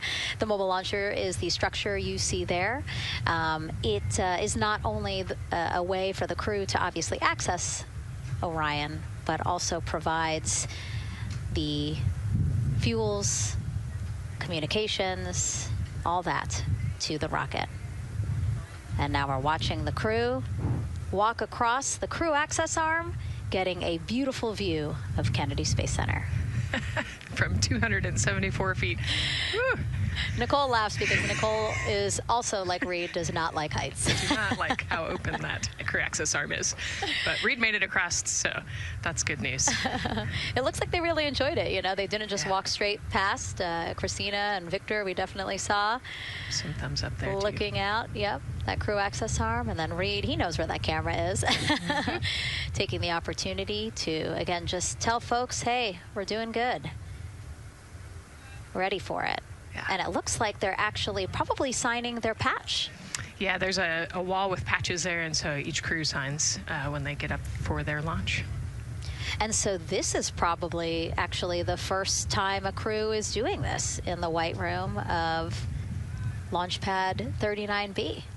Don't quote me on that, but I think the signing started with the commercial crew program. So there's a lot of that in the White Room over at 39A, but again, this is 39B. Yep. And so now in this room here, the White Room, again, we will see the crew don or put on their communication caps again, their helmets, their gloves, and remove coverings that they had on their shoes. Yeah, so they want to protect the suits while they're walking out and up to the White Room, and now they'll finish reassembling those suits. Put the boots on, put the gloves on. You can see they're working their comm caps now, and they'll work the helmets eventually as well. And so as we watch this process unfold, Why don't we take a couple of questions for you guys, from you guys. What is the most difficult thing about preparing for a flight? Nicole, that question's obviously for you.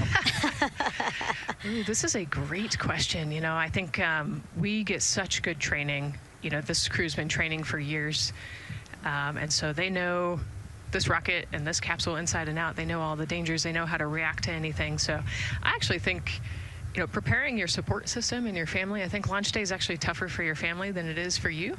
And you know, we've heard the crew talk about the difficult conversations that they've had with their family to prepare for this historic test flight. And so I think, you know, the closer and closer you get to the rocket, the fewer and fewer things from Earth you keep. You know, they left their suitcases at crew quarters this morning. They left their cell phones, their laptops, everything. And so you are just a human in a spacesuit about to get on a rocket with all of your loved ones watching. And I think that can be probably one of the most difficult parts about today. And while you were answering that question, Nicole, we did get a chance to check. Yes, this is the first time crew has signed the wall of the White Room, again here at pad 39B. Let's take another social question now. All launch windows happen to be in the evening. How come? Obviously referring to the April opportunities specific to Artemis II. Right. You know, this is a complicated answer. I don't know that I would have the exact mechanics behind it, but it has a lot to do with orbital mechanics and where we are in terms of the Earth and the Moon relationship. And, you know, like we said, we're trying to get on that free return trajectory. And so it has a lot to do with when we can do the perigee and apogee raised burns and the translunar injection. So there's a lot of math that goes behind these launch windows and why they shift and move and why we just so happen to be in the evening for the April launch windows. Yep, you did answer it well. All right, and before we asked you guys a question, who would you take to the moon with you? Would that be a bestie, a pet, family member, or seasoned astronaut? Overwhelmingly seasoned astronaut. So Nicole, you and I are going to the moon. Was that your answer as well? That was totally my answer. Again, like I thought my husband would not like that answer because he'd want to come along too. But I think if asked, he would also say seasoned astronaut. So that's fair. Yeah, like we said, there's a lot of training that goes behind it. These guys can react to anything that comes their way. And so, yeah, if you don't have all that training, maybe you do want someone that's a little bit more experienced. Yep. So correct answer, everyone. And now we have another question for you. What do you want to know about living in Orion? What the crew eats, how the crew sleeps, how to fly the vehicle, or how free time is spent? Another great question. Yes, I'm excited to see what they say. Yeah, so head to NASA's Instagram or Twitch accounts to vote, and we'll share the results as soon as possible.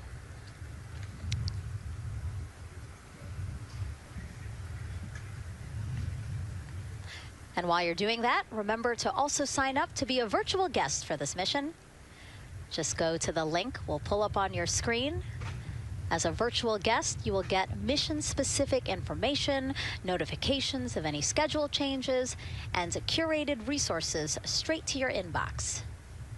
You will also receive commemorative stamps for your virtual passport after launch and splashdown. Again, we really, really want you guys to engage with us, engage with this mission, come along with us for the ride. So yeah, take advantage of these opportunities to be a part of it. Yes, it's a mission for all. And so back in the suit, no, not the suit up room, the White Room. Well, they're suiting up. You can see why I might have slipped that up. So they are continuing to put on gloves. Reed and Jeremy look like they've been checked. Again, they've put on their gloves, their helmets. They've taken off those coverings on their shoes now that they're about to get into Orion. And then suit technicians are also helping Christina and Victor. And they're in this particular order, actually, because this is the order in which they're going to ingress into Orion. Again, we have Reed, Jeremy, then Victor, last Christina. Yeah, and that just has to do, like you said, with this, the seat orientation. So as the astronauts sit down and lay back in the capsule, the left side will be Reed, and then below him will be Jeremy. So that's why they're going to get in first, to create space for then Victor and Christina to get in. And let's talk a little bit now about the closeout team. We saw a few of these folks also in the suit-up room. Suit technicians were in there, again, to make sure that they get into the suits properly. And then a couple of them came out to the pad here to, again, do the same thing. Hey, are you comfortable in these suits? Is everything is as you expected? And then these folks here will help them get into Orion, buckle up. And so we were talking a little bit about their attire, specially made for what they're doing right now. Yeah, so these, they almost look like, the equivalent of a flight suit, right? They're fire resistant. They've got the straps on the back for emergencies that mimic the same straps that the astronauts have on their suits, so that you can use the same exact equipment in an emergency egress from the pad, for example. So we can use the same equipment to get everybody safely away from the pad as required or if needed.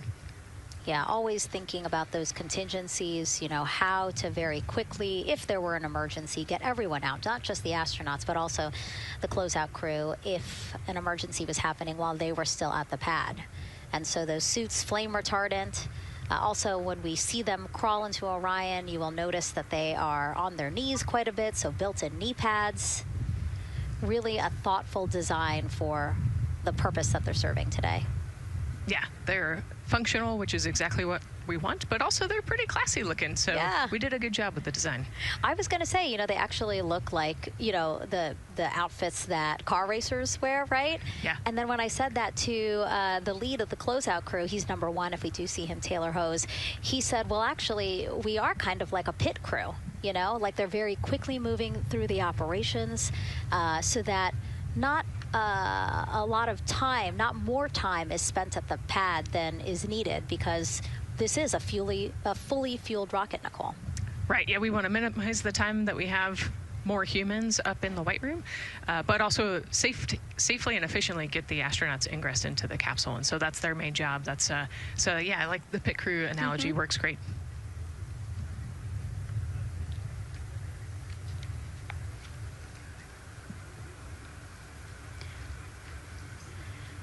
And so, Nicole, as we get ready to see them ingress, I know you'll be, again, an invaluable source as we talk through this part of the launch countdown, because you've been in